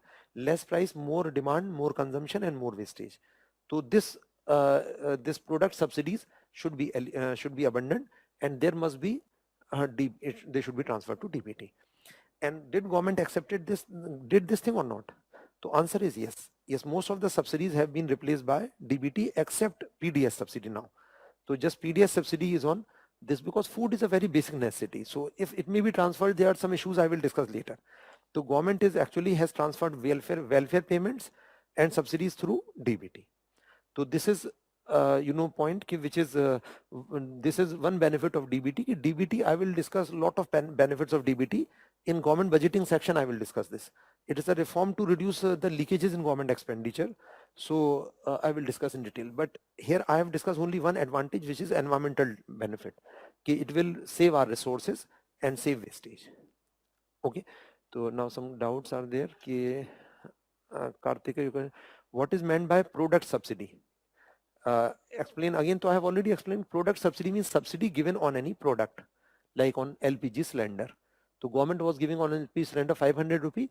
So cost was this, and subsidy government was paying this much money. So you will pay only this.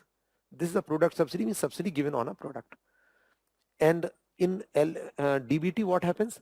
Government will you have to pay full price. No subsidy will be given to company. So you have to pay full price. But later government will transfer that amount of subsidy in your account directly. Direct benefit transfer in your account directly, beneficiary will get the money. So I think it should be clear. So product subsidies and DBT. So price will reduce and consumption. When price will reduce, by this consumption will increase and wastage. Okay, other question. I have answered that question. Okay, so this is one pure economic suggestion ki how we can promote sustainable development. Okay, other suggestion is from economic perspective is that poverty alleviation.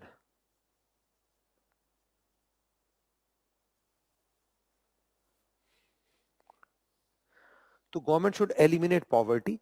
Why? Because poverty is actually, alleviation is needed for achieving social objectives as well as, so it will help in achieving social justice,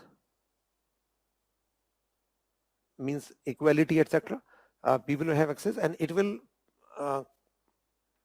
reduce environmental degradation. Very poor people, they degrade environment, they degrade more relatively. So marker. So very poor people, they degrade environment more. Why? One example may be like open defecation. Okay, means they are defecating in open, they don't have actual toilet facility. Okay, so this lead to environmental degradation. Other example could be like they usually pollute water bodies. Okay, or usually in agriculture also, cultivation, they use some methods which affect actually fertility.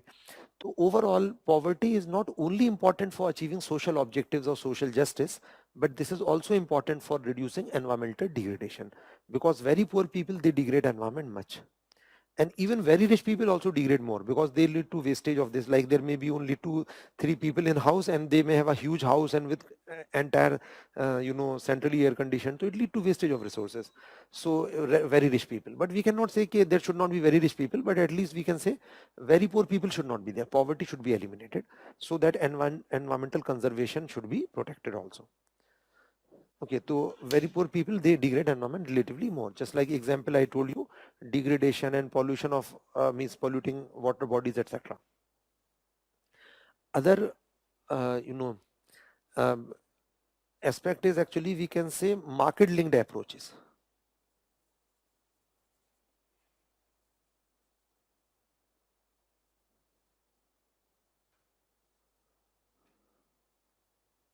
So government should adopt market linked approaches. So I will discuss. So I will discuss in detail in chapter 3, demand and supply. In certain cases, market fail. In protecting environment, market fail. So how to rectify this? Example of this approach is, pollution taxes. Pollution taxes. Like government may impose tax on polluting firms.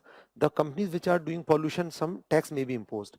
So I will, with the help of demand and supply curve, how market work, I will explain in detail in chapter 3. Okay, exactly how resource allocation is distorted and how government intervention can check that distortion. Okay, example, pollution taxes, like polluting firms may be imposed additional taxes. Apart from that, other thing, market linked approach is that market fail in certain cases. So other is subsidies. Subsidies uh, on environment friendly technology. Subsidies on environment friendly technology. So with the help of demand and supply curve, I'll explain how market fail and how to rectify that failure. So you should, in simple words, government should actually impose taxes on farms which are creating pollution and may give subsidy for maybe like solar panels, etc. So this distortion could be created. These 3 points I have discussed from pure economic perspective, but it is mainly you will discuss most of the measures in environmental section. Okay, so got the point here. I repeat once more, measures to promote sustainable development. One I have discussed, product subsidies should be abundant, and in place of that, DBT should be there because it will check this problem, resource overuse. Other is that poverty alleviation is important not only for social justice but for also taking care of environmental degradation. And third is that market linked approaches there are some limitations of market which has to be rectified by appropriate government policies. So as I told you, like pollution taxes on polluting firms and subsidies for adopting environment friendly techniques should be there. So with justification of this technical aspect, I will discuss in chapter 3 with the help of demand and supply curve. Okay, other points are you will discuss rather in detail.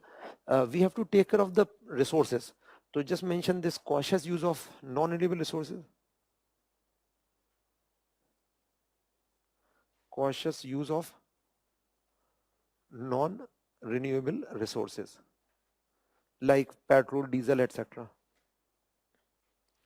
Cautious use of non-renewable resources like fossil fuel, like petrol, diesel, coal, etc.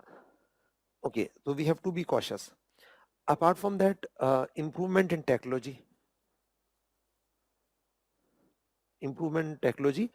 to reduce consumption of resources, consumption of fuel, to reduce consumption of fuels and to reduce pollution.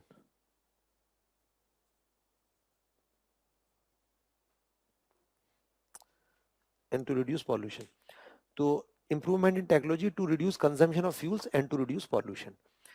Technology can help in two things. One is that our fuels or resources could be saved. On the other hand, pollution will reduce. For example, I will give you illustration. Like there are environmental norms have been there for cars like Bharat Stage 1, Bharat Stage 2, 3, 4. So those cars which conform to higher environmental standards like Bharat Stage 5 or 6. So the cars which conform to higher environmental standards, they create less pollution obviously, and they also consume less fuel. They are more fuel efficient. So technology can help in saving the resources and reducing pollution both. Okay, apart from that, cautious use of resources means we have discussed non-renewable resources. What about renewable resources? Some renewable resources have the capacity to replenish, so they are not unlimited. So for example, water is a renewable resource, but if we overuse water, like we just keep on pumping groundwater, then what will happen? Water table will go down, which is happening now. So even some renewable resources have limits, so that they can be replenished by environment, so we shall use within that limit. To mention this thing, renewable resources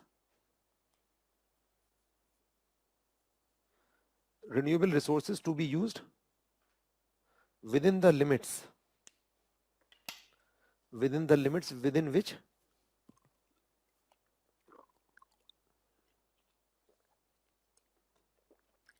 these can be replenished by the environment.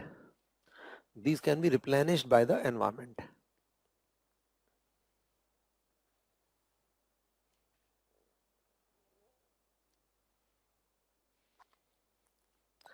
So it means that renewable resources should be used within that limit within which these can be replenished by environment.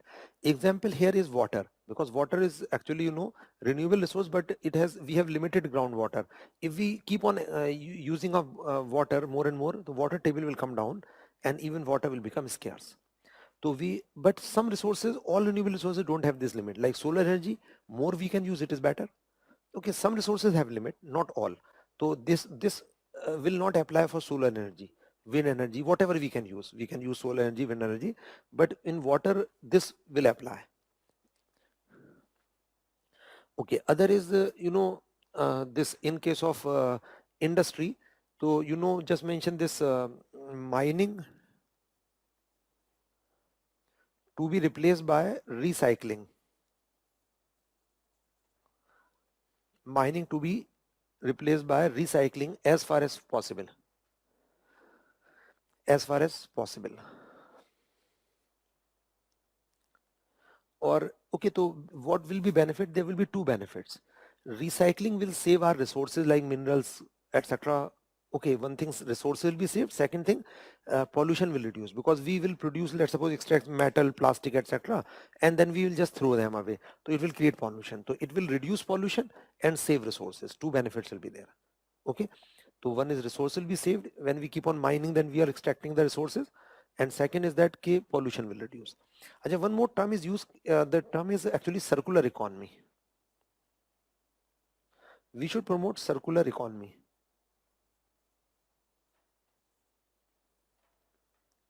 Ajay, what is circular economy? So circular economy or circular economy approach to be adopted. So in case of circular economy, actually there is no wastage. So what we do, we produce something, we use it, and then we don't throw away, we recycle it, and we again use it.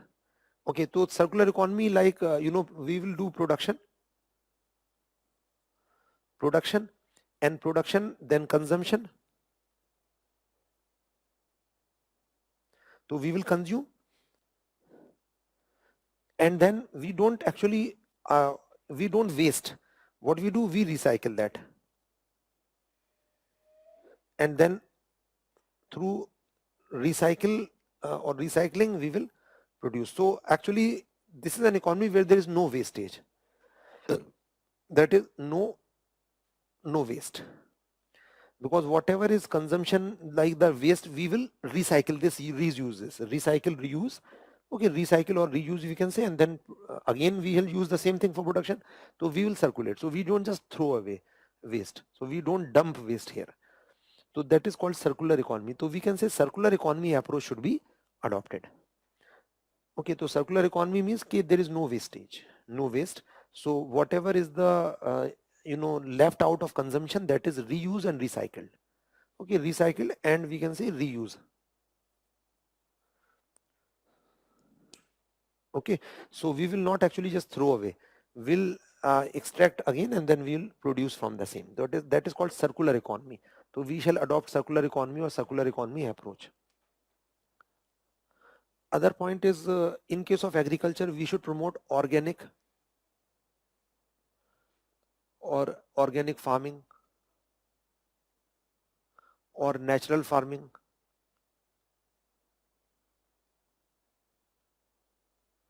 So organic farming or natural farming should be promoted. So organic farming, like which we should use organic fertilizers like vermicompost or compost.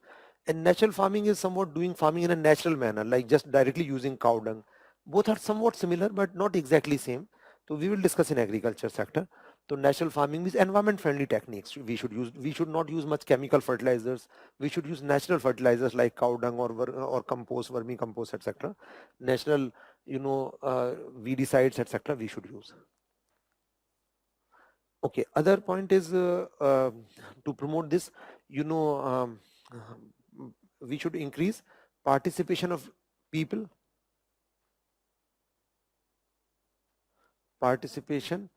of people means people awareness. People should be aware what they should do to protect environment, and they should participate, and rather we can say increase participation of local bodies like village panchayats. So how local bodies can help? 2 years back, actually, government launched in budget, launched one project example, Govardhan.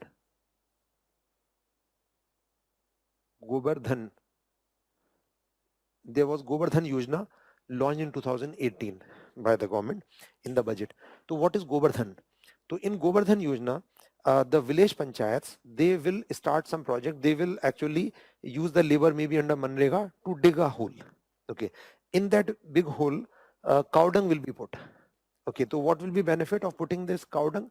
So cow dung will, when you put cow dung in a pit, it will, this natural gas is produced by that. That could be used for as a fuel. One thing. Second, that dung will be compost and will become a better fertilizer. So it will make compost. So this is one example like Govardhan project may be initiated by local bodies. And the local bodies like panchayats, they can start any kind of work through Manrega, under Manrega. So whosoever will demand work, they have to give job. So they can use labor for such kind of projects which will help in conservation of environment, like maybe mini check dams also to save water from actually, flowing. So that could be used after that for crops. Okay, so local bodies could be empowered. Apart from that, most important is international cooperation. So international cooperation, because it is not a local problem. If pollution we create in this area, so overall not only this area but entire world will be affected gradually. It will take some time, but obviously gradually entire world. So that is why concerted efforts at global level will be needed. So only few countries, few areas may focus on this, it will not help. And lot of other things are there like government may, so lot of treaties are there, lot of efforts are being made like convention of parties, the UNFCCC, etc. Lot of measures are there, Paris Agreement, and you will discuss in environmental section this thing. Even domestic laws should be reformed, like laws dealing with forest and environment, etc. Those should be reformed, and their enforcement should be further enhanced. So these are the measures to protect to promote sustainable development. So this topic is a interdisciplinary in nature. So you will discuss in detail these points in geography or environmental section. Okay, so this is sustainable development. So this is all in this first section about the concepts of growth and development. Okay, so some doubts are there.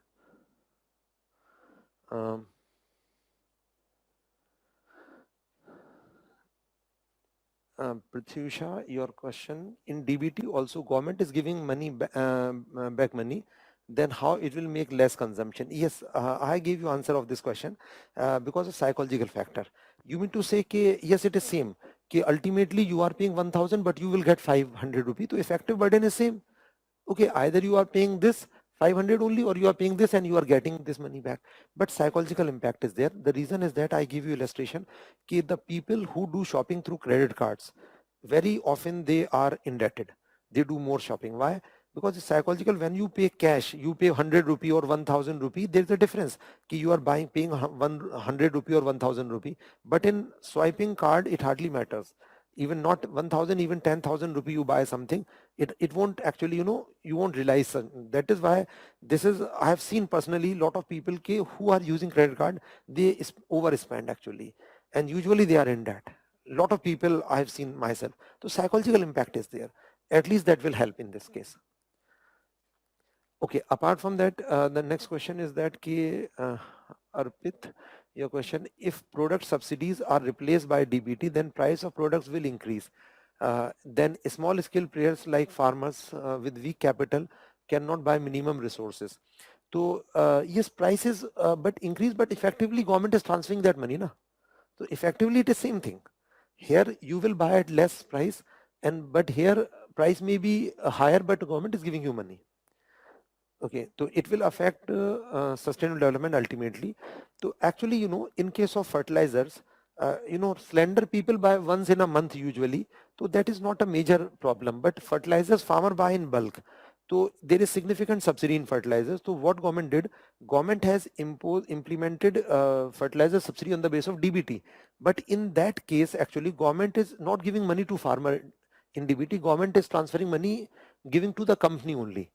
Okay, I will discuss this thing. Okay, it should not become expensive. So this will be difficult. So you should remember here, because if I will explain that, so you can check the fertilizer subsidy, you will know the answer of this question. But it will take some time if I'll explain here. So what is your question? I just check this again. If product subsidies are replaced by DBT, then price of products will increase. Yes, price of product will be full price you have to pay. Then small players like farmers with weak capital power can buy minimum resources. So you mean to say it may not be affordable? No, if they will buy later, they will get this money. No? Effectively, it is same. And in fertilizer subsidy, government has implemented DBT, but in that government is still giving money to company. Okay, so that it should not become expensive for farmers. Okay, and here government will give the money to company, one farmer will sell. Instead of giving money to beneficiary, government is giving money to the company only, but after sale. So I will discuss in detail later, because I will deviate then if I'll take up that topic. Okay, so now first section is over. That is, we have discussed the concepts related with economic growth and development. Now we'll take up second section, that is indicators of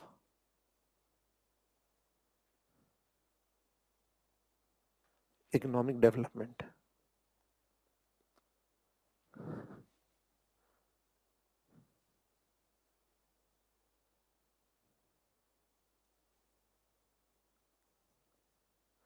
Indicators of economic development.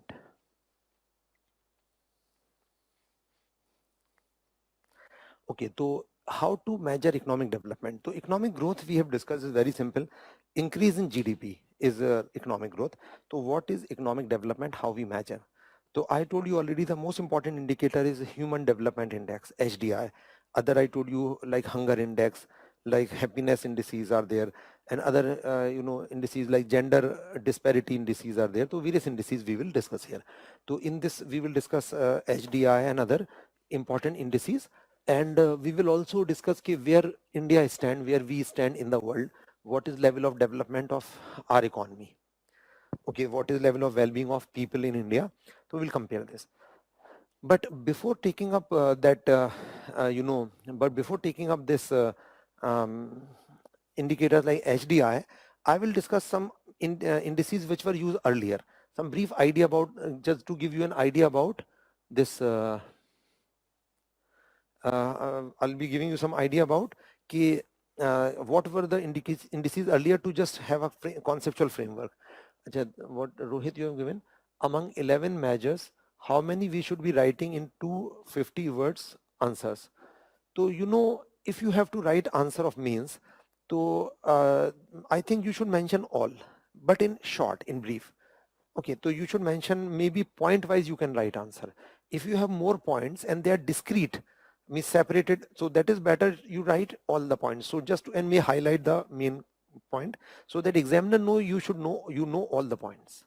Okay, and these are not only points, lot of points you will discuss in environmental section. I have just hardly one, maybe 1/4, at least four times more measures you will see in environmental section.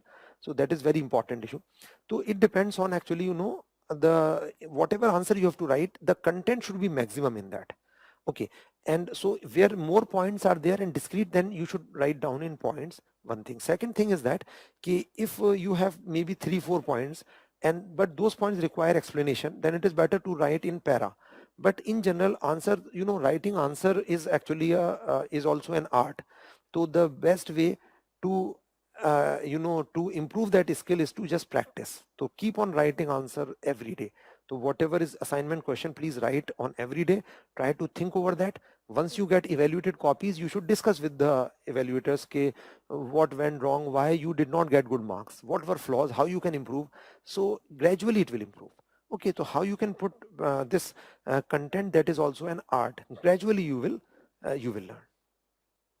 Okay, but I think it is better to not to compromise on content. Try to write each and every content in that. But I think in 250 words easily you can accommodate these 11 points. So to the point, write down to the point, so that examiner should understand in simple words, simple language, short sentences you can use. Indicators. So before HDI, I will discuss one indicator, net economic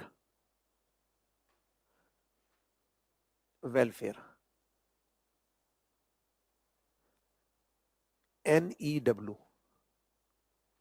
net economic welfare. So net economic welfare was developed by uh, Paul Samuelson or P. Samuelson. And what he did, P. Samuelson, so he made some adjustment in GNP. Nu is equal to GNP. He added few things in that and subtracted few things. Okay, two things he added, two things he subtracted. Like which thing he added? So GNP means gross national product. So gross national product means the value of goods and services produced by nationals or people of a country.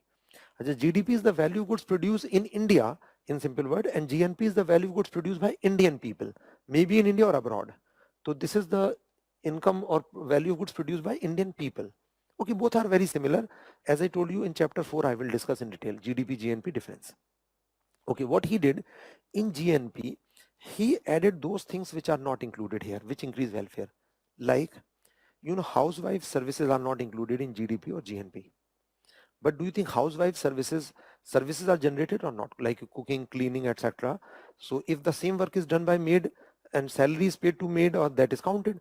And if housewife will do the same work in her home, so, or any male person will do any household work, that is not counted in GDP. So he said it should also be counted because service is being generated. So value of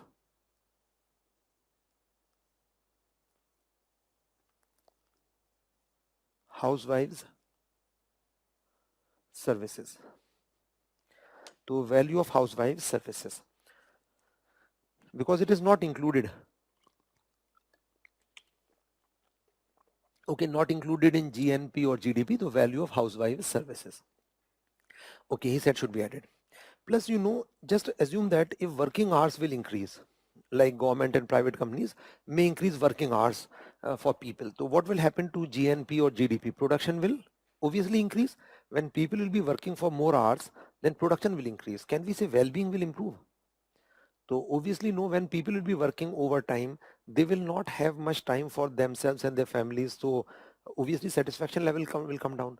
But do you think GDP considers this thing, ki how much people time, free time is available with people or workers? So obviously no. So free time with workers is called leisure. So he said we have to see how much leisure is there, how much free time is available with the workers, and we should estimate money value and add that.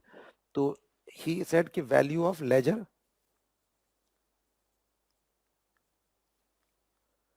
Leisure means free time with workers.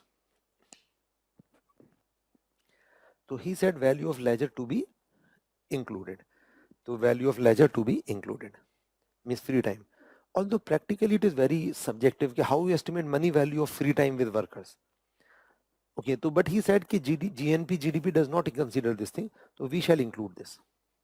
Okay, so because housewife services are not included in GDP or GNP, so we should include. And free time available with people should also be considered. We should give money value and add this. Okay, one thing. Other thing is that in GDP, GNP, we include defense expenditure and civil administration expenditure like on police judiciary. But do you think does it directly increase welfare? So if government is spending more on defense or police, will it directly enhance well-being of people? So obviously it is essential, but it will not increase welfare directly. So he said we must minus that because it is not directly enhancing well-being of people. So expenditure on defense and civil administration. Expenditure on defense and civil administration. He said ki since it is, although it is essential, and he used the word regrettable expenditure, ki we regret we have to spend this money, but anyhow we have to spend, it is must, it is essential, but it will not directly increase welfare, so we should not increase in this. Okay, and apart from that, production process degrade environment. He said we have to estimate money value of that and minus that. So finally, cost of environmental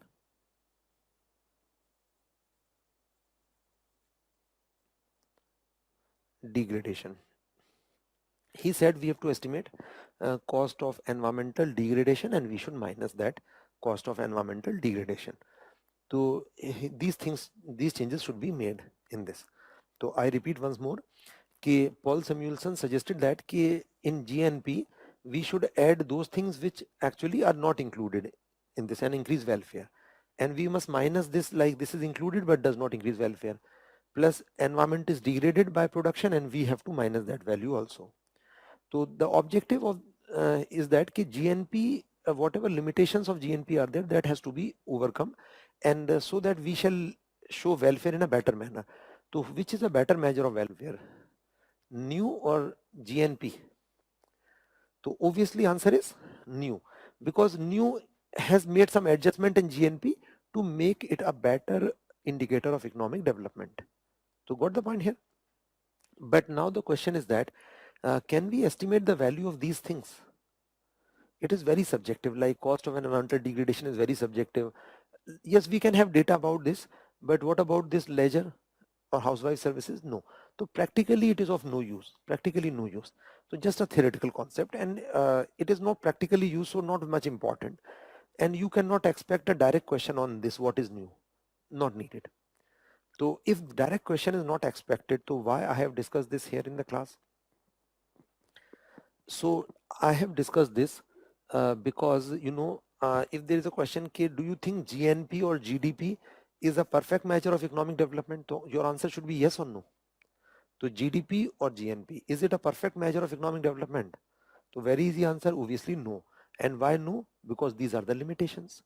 So I have discussed this mainly to make you understand what are limitations of GNP or GDP as a measure of economic development. Okay, so for this purpose mainly I have discussed, because this question may be asked, do you think GDP is a satisfactory indicator of economic development? GDP, GNP are almost similar. GDP means value of goods produced in India, and GNP by Indians. So both are almost similar, minor differences there. So if there's a question, GDP is a satisfactory indicator or GNP is a satisfactory indicator of economic development, so answer obviously will be no. And why no? These things show limitation of GDP as a measure of welfare. So clear? I will give you some more points about this. Okay, other is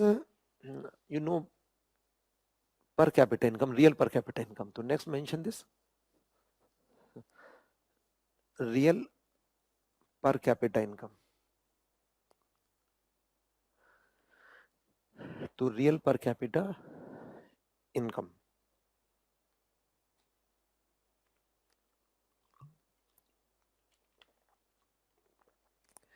So what is this real per capita income? I have told you already.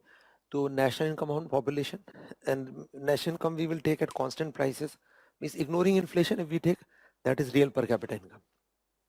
Now what do you think? Is it a satisfactory indicator of economic development? Yes or no? What is reason? So what do you think? Say yes or no. So I think all of you can give a correct answer in this. Is it a perfect indicator of economic development? So obviously answer is no. I have discussed this in indicator of economic growth, not in economic development. We are talking about indicators of economic development. So it is regarded as an indicator of which thing? I have told you already. It shows what? Per capita income shows what? It shows standard of living, not the well-being level. So write down something about PCI. To mention that it is regarded as an indicator of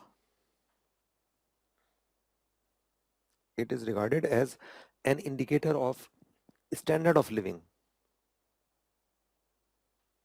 Okay, it is regarded as an indicator of standard of living. Okay, I have told you already standard of living. And one more thing, increase, and also mention increase in real PCI. Increase in real PCI reflects economic growth. Okay, so as such reflect what?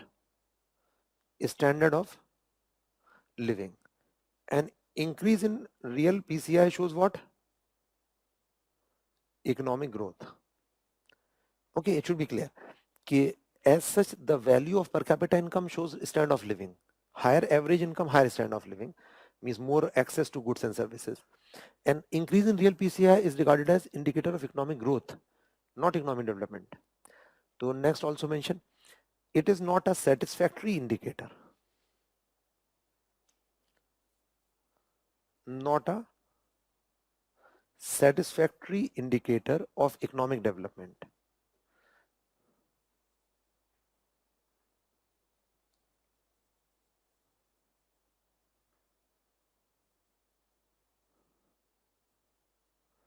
Because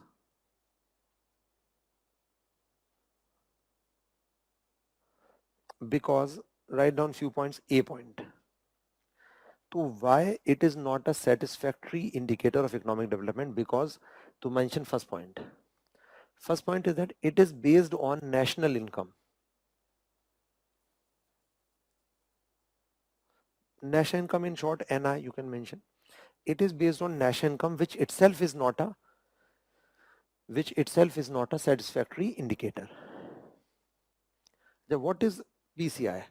PCI is equal to national income upon population. Okay, so in simple word, per capita income is national income upon population. When we use the word real PCI, we say real national income upon population simply. Okay, so based on national income, which itself is not a good indicator. On what basis? Like I have told you this thing. GDP, national income, GNP are almost same. So national income does not include these housewife services. Value of leisure is not included. National income includes the defense, civil administration expenditure. Okay, national income does not consider this thing also. So the same point you can mention here. Okay, what are limitations of national income? So it is based on national income, which itself is not a satisfactory indicator. So how it could be satisfactory indicator? Second thing is that it is based on what value of national income, but does not takes into account composition of national income. So mention this thing. It is based on value of NI. National income, in short, NI you can mention. It is based on value of NI.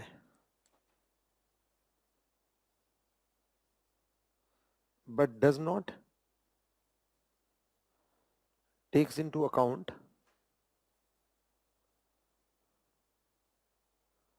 composition of NI. It is based on value of NI, but does not takes into account composition of NI. Composition of what kind of goods are produced. Okay, i.e. that is, write down explanation of this, i.e. it increases with increase in production of tobacco, alcohol. It increases with increase in production of tobacco, alcohol, cigarettes, defense equipment, etc. Okay, it increases with increase in production of alcohol, tobacco, cigarette, defense equipment, etc. So anything you produce, national income will increase. What the point? So does not takes into account composition of national income. So composition means that whatever you produce, national income will increase. Like because and per capita income will increase. If you produce, let's suppose we start producing more tobacco, alcohol, okay, or defense equipment. So obviously anything you produce, national income will increase, or GNP, national income, GDP are somewhat similar. So this will increase and per capita income will increase, but will it increase welfare? So obviously no. Composition is also important. Okay, what kind of goods and services are produced in a country? Clear? To Ravi, your question, why does civil administration act as a regrettable expenditure as it brings law and order and ease of living? Actually, I did not said it is regressive. I although agree with him, but it was not my agreement, my statement, please, Ravi. So I did not said this thing. Okay, although I agree with him. So I can give you reason why he said it is regrettable expenditure, why I agree with him, although this is not my statement. Okay, I agree with him, Paul Samuelson, because he said we regret, we have to incur this expenditure. And I think it would be much better if people will be very peaceful and we need not require defense. Okay, countries may be very honest, everybody will be very honest, living in their countries, they may not be fighting, there may not be any theft. I think that would be better. We need not require police, we need not require defense. I think it would be better. What the point? But I regret we need police because everybody is not honest. There are thieves also. So we regret, we need police. We regret that there are some nations which are not very honest. So we have to keep our defense. So I regret we have to do this thing. This is the reason I agree with him. What's the point? Because I don't like these things, like him maybe. But problem is that we can't do without this. Our nation cannot exist without defense. Our nation cannot exist without police and judiciary, because everybody is not honest. Everybody is not good person. This is the problem. That is why he said he regret we have to expend this. And I'm saying it is essential. Earlier also I said it is essential expenditure. It must be needed. So got the point. But why regretting? We are regretting on this because this expenditure which will not directly increase welfare. Yes or no? The money which countries in the world are spending on, the arsenals, etc., if that money might be used for developmental purpose, it would be better. Okay, what the point? But it is also essential, because without security, without sovereignty of country, nothing is there. What would you do of development then? This is the reason. I think it is clear. Shivam, your question, can we elaborate why did we deduct cost of environmental degradation? Because environmental degradation affect well-being of people. If environment will not be clean, it will affect your well-being. So here we are talking about well-being, welfare. That is the reason. Okay, if more environmental degradation, more will be the impact on well-being. Well-being will come down. So we have to minus that. We are talking about well-being of people. So environmental degradation affect well-being of people. When people will not be healthy, so it will create problem. Okay, so I think it should be clear. So I was talking about why it is not a satisfactory indicator of economic development. So one point I told you, it is based on national income or GNP, GDP, which itself not a good indicator, because these fact points tell us why they are not good indicators. Second thing, it is based on value of national income, not the composition. Anything you produce, cigarette you produce, alcohol you produce, national income will increase and per capita income will increase. Okay, so which will rather reduce well-being of people. Cigarette, alcohol production will increase, may reduce well-being of people rather than increasing, but per capita income may increase. Okay, although both are somewhat interrelated, both shows weakness in national income. Now, third point is it does not takes into account distribution of NI. It does not takes into account distribution of NI, national income, that is inequalities. So it does not takes into account distribution of NI, that is inequalities. So it is a simple average, simply average. So even if average income is high in a country, can we say there's guarantee nobody is poor? You know how much is per capita income of India? Last year our per capita income was rupees, average income was 1,34,000. This is per annum. So average income in India, national income upon population was 1,34,000. So, but do you think everybody has 1,34,000? No, because if everybody may be having 1,34,000, nobody will be poor. What the point? So nobody will be poor if this mention. But problem is that this is average. It includes income of Ratan Tata also. What the point? Or Mukesh Ambani also, and very poor people also. This is average of the country. But if average is that does not mean that everybody has this much income or close to this. Some people may be very poor. Some people may be having very high income. This is average only. So average, it is a simple average. Per capita income is an average. It does not show actual distribution of income. It does not show inequalities. So I think what the point here? So inequalities are not shown. And if average income in a country is high, there is no guarantee there cannot be any poor. Still some people may be poor. So clear? Because of inequalities. Now one more point I will discuss. Fourth D point is that the most important point is that, so next write down the most important point in this, why it is not a satisfactory indicator. To mention this thing, it is silent on the welfare dimension of economic development. Welfare dimension of economic development.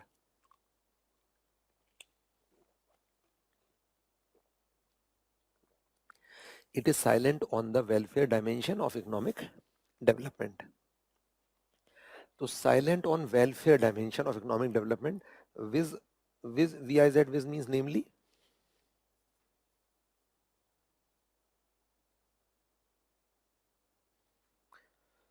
Viz means namely, viz you may mention few things: education, health, clean environment. Okay, education, comma health, comma clean environment, comma political liberty, comma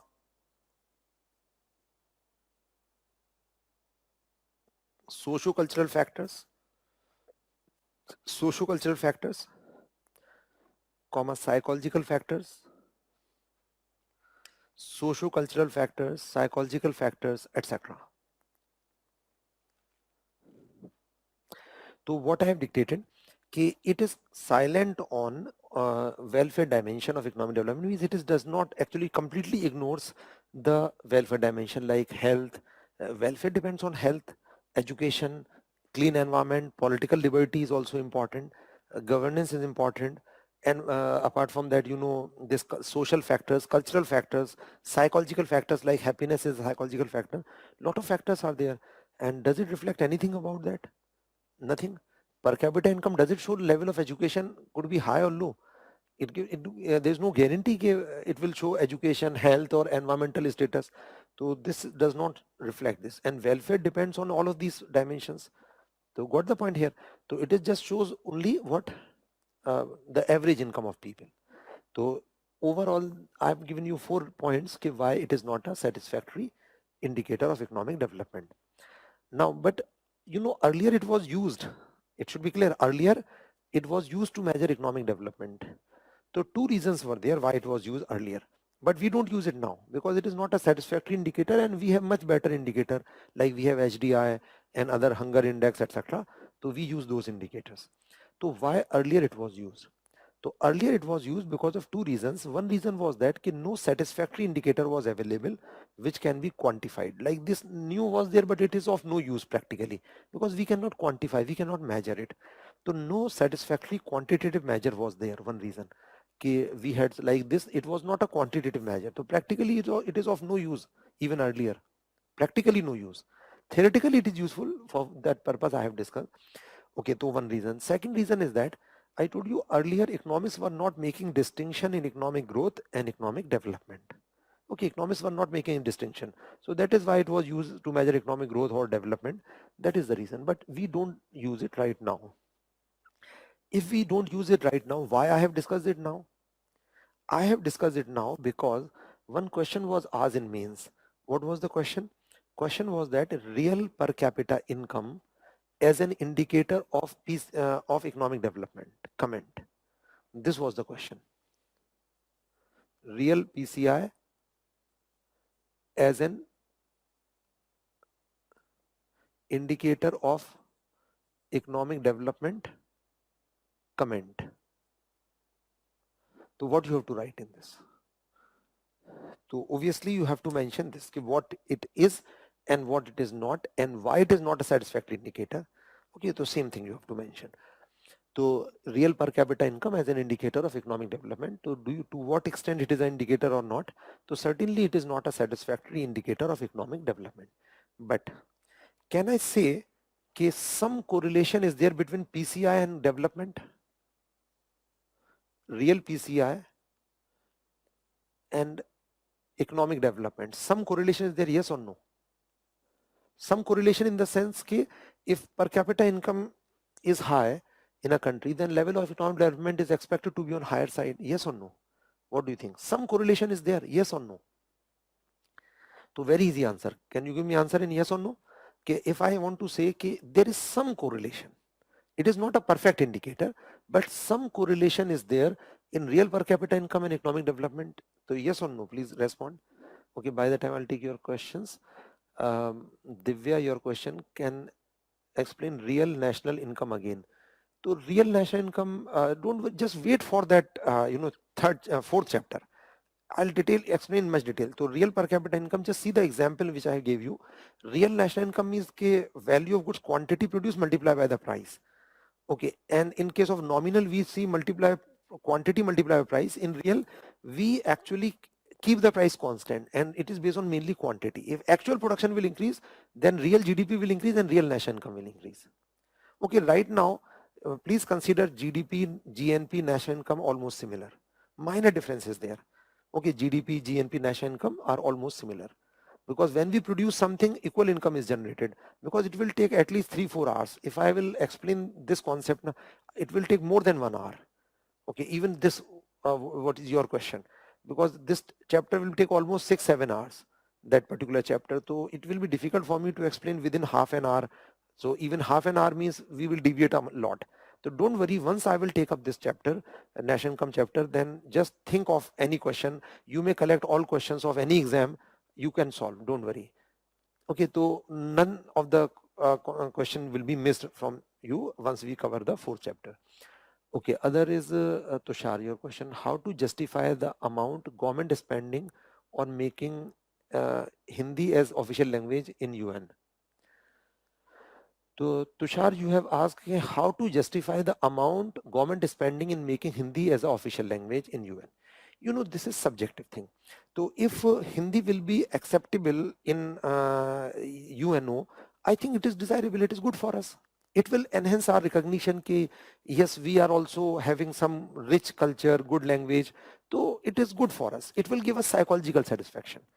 Got the point here? So in economic development, even psychological factors play a role. So, but how much is a matter of debate, okay, whether this thing justifies spending money and putting resources for this thing. So this is another thing. So the issue is that okay, human welfare depends on psychological factors also. If we will think our culture or like language, anything is prospering, is actually well acceptable, so it will give us a sense of comfort and sense of, you know, kind of pride. So that is also a part of psychological well-being. But how much money, resources is spent on that thing, and what could be other options, so that is a matter of debate. But as such, I think this is also a part of this human development overall. Okay, other is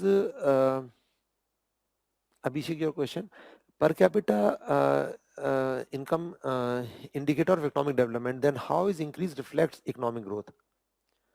No, I have not said that it is a perfect indicator. Real per capita income. So Abhishek, you have mentioned that you said PCI indicator of economic development.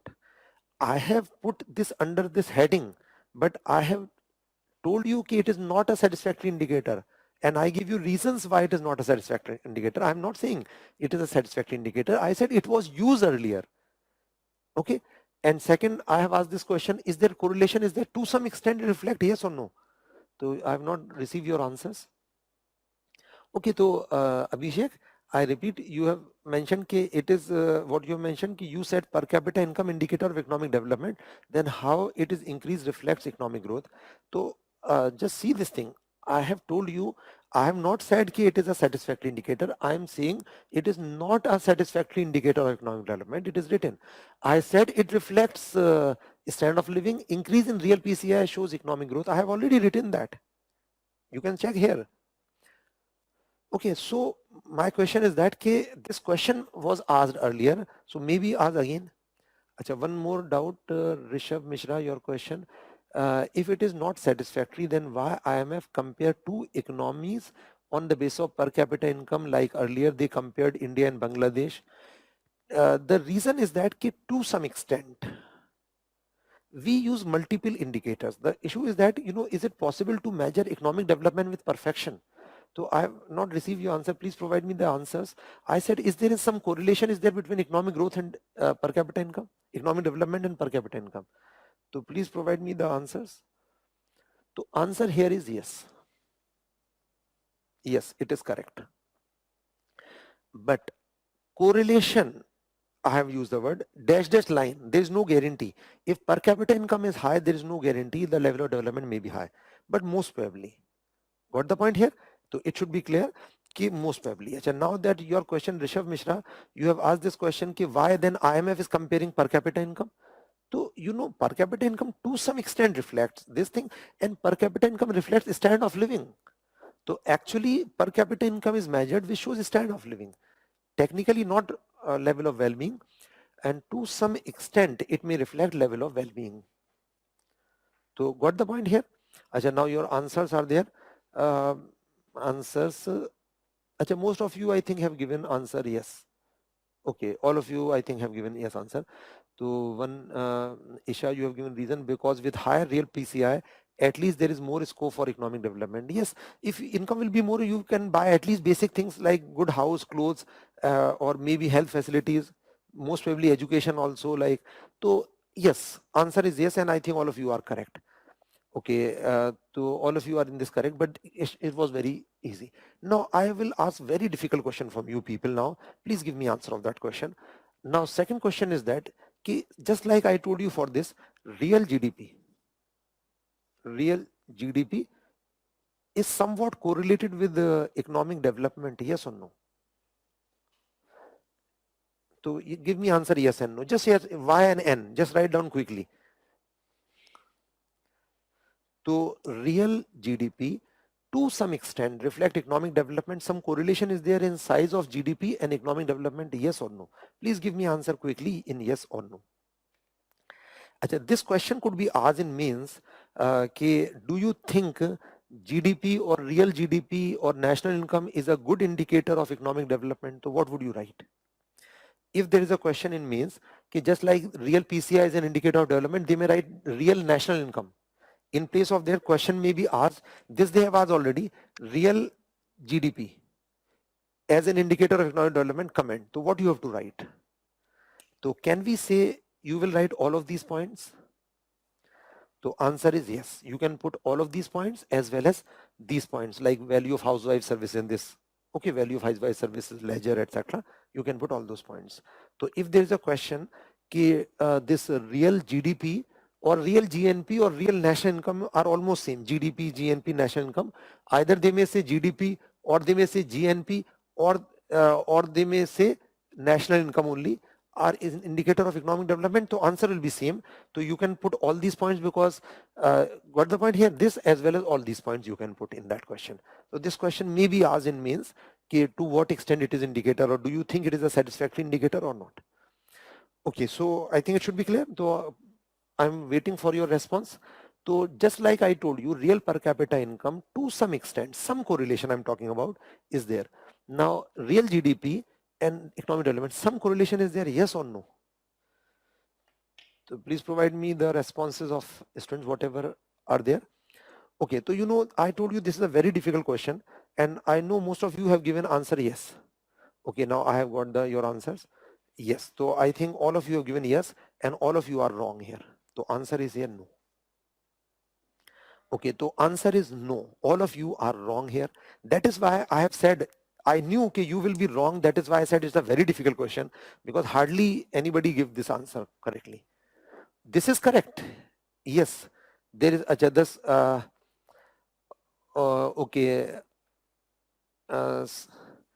Simritana, you have given correct answer no, but I will means rather acknowledge that or rather I will appreciate you if you can give me reason. No, can you give me reason? So anybody who has given answer no, no is correct, but I will give you credit if you give reason for this.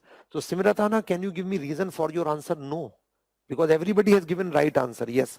So all of you have given answer yes, but all of you are wrong. Okay, and that was a very difficult question. That is why I said because you'll be wrong. So Simratana, can you give me reason for no answer? Okay, to remember one thing why it is answer is no. Reason is that first of all, I will give you illustration like India. Example is India. So India is a country whose GDP is more or less, you must have idea. I told you India is a country whose GDP is actually third largest in the world. Third largest in the world. Our GDP is much more than that of UK. Got the point? That of entire Australia. Our GDP is more than that of Australia.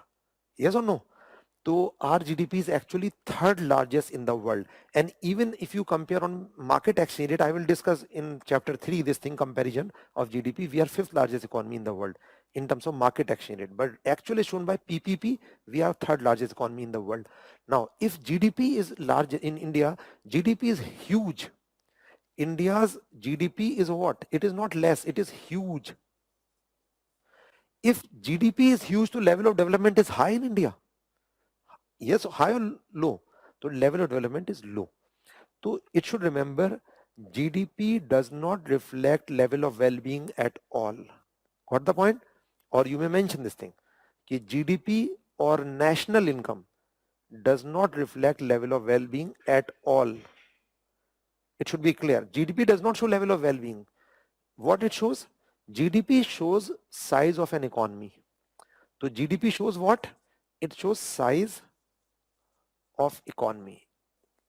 It should be clear. Real GDP or GDP or national income shows size of economy, not the level of well-being. If it may be reflecting, if this is true, then India must be a very developed country. But are we a very developed country? No. I will give you a lot of data in HDI, etc. You will know where we stand. So size is huge without any doubt, but level of well-being is not high. So I think you have got the answer here. Achha, so you, Devashish, you have given answer. Does the LPG subsidy related to trickle down approach in welfare? No, that is different. Trickle down I will discuss. Don't worry. In the next chapter I will discuss trickle down. And to Reena also have given answer no, but reason. Can anybody give me reason for this? Okay, so I repeat once more what I have told you. I told you that GDP or real GDP does not reflect level of development. It should be clear. So answer is no. Why no? Because GDP shows size of economy. Okay, not level of development. It should be clear.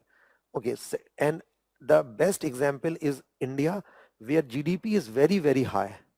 National income is also very, very high. India's national income is not low, very, very high. Our GDP and national income is third highest in the world or fifth highest in the world. We are one among the major economies in the world, but because population is huge, so per capita income is low. So per capita income to some extent reflects welfare, not the GDP or national income. So I think it should be clear. So you should think, I think you will understand this concept which I told you. Okay, Reena, you have given an answer. No, real GDP is related to economic growth and not economic development. No. Economic growth is reflected by increase in real GDP, not the size of GDP. It should be clear. So size of GDP shows GDP means value of GDP shows size of economy, and increase in GDP shows economic growth. Okay, so your answer is not wrong, but not pertaining to the direct with the question. Okay, Reena, your answer, you have written correct. Real GDP is related to economic growth, not real GDP. Increase in real GDP shows economic growth, and size of GDP shows size of economy. Okay, so size of economy and level of development are two different things. It should be clear. Just like size of economy could be huge, country may be developed or country may be underdeveloped. Like America is also huge, but level of development is high in America. Indian economy is also huge, but level of development is low. And you can take a small economy, like maybe a Vatican City, just a small city in Europe. Okay, and Vatican City is a country, you know, and size of economy is too small, but level of development is high. Take another example, Singapore. Singapore is a small economy, size of GDP is too small, but level of development is high. Got the point? So size of economy and level of development are entirely different. Or you may mention this, कि size of economy is reflected by what? GDP. And level of development is different thing. So these two things are different. Achha, real PCI to some extent may reflect this. So level of development is reflected by like HDI, global hunger index, etc. Okay, so hunger index, poverty index, HDI will reflect level of development. Means whatever indicators of development we are taking up. So GDP shows size of economy, not the level of development, and both are different things. Okay, and I repeat once more the same example. If size of economy is large, level of development could be high or low. Like India is large, US is large. Both are large. Size is large because GDP of India and US both is more. But level of development is high in USA and low in India. Clear? Achha, size of economy may be small, then level of development could be high. Like I give you example of Vatican City and Singapore, the level of development is high, although economy is too small. Clear? So level of well-being is much better in Singapore as compared to India or in Vatican City, but they are very small country. Their GDP is very small as compared to India. So size of economy is different thing and level of economic development is different thing. So I think you should able to distinguish between these terms. Okay, and one last question in this. If you have any question, you can provide now. To Mansi Yadav, you have given a question. To if real GDP. Okay, then. Okay, so we will continue now. Question is removed from here in the screen. Okay, so we will continue in next lecture.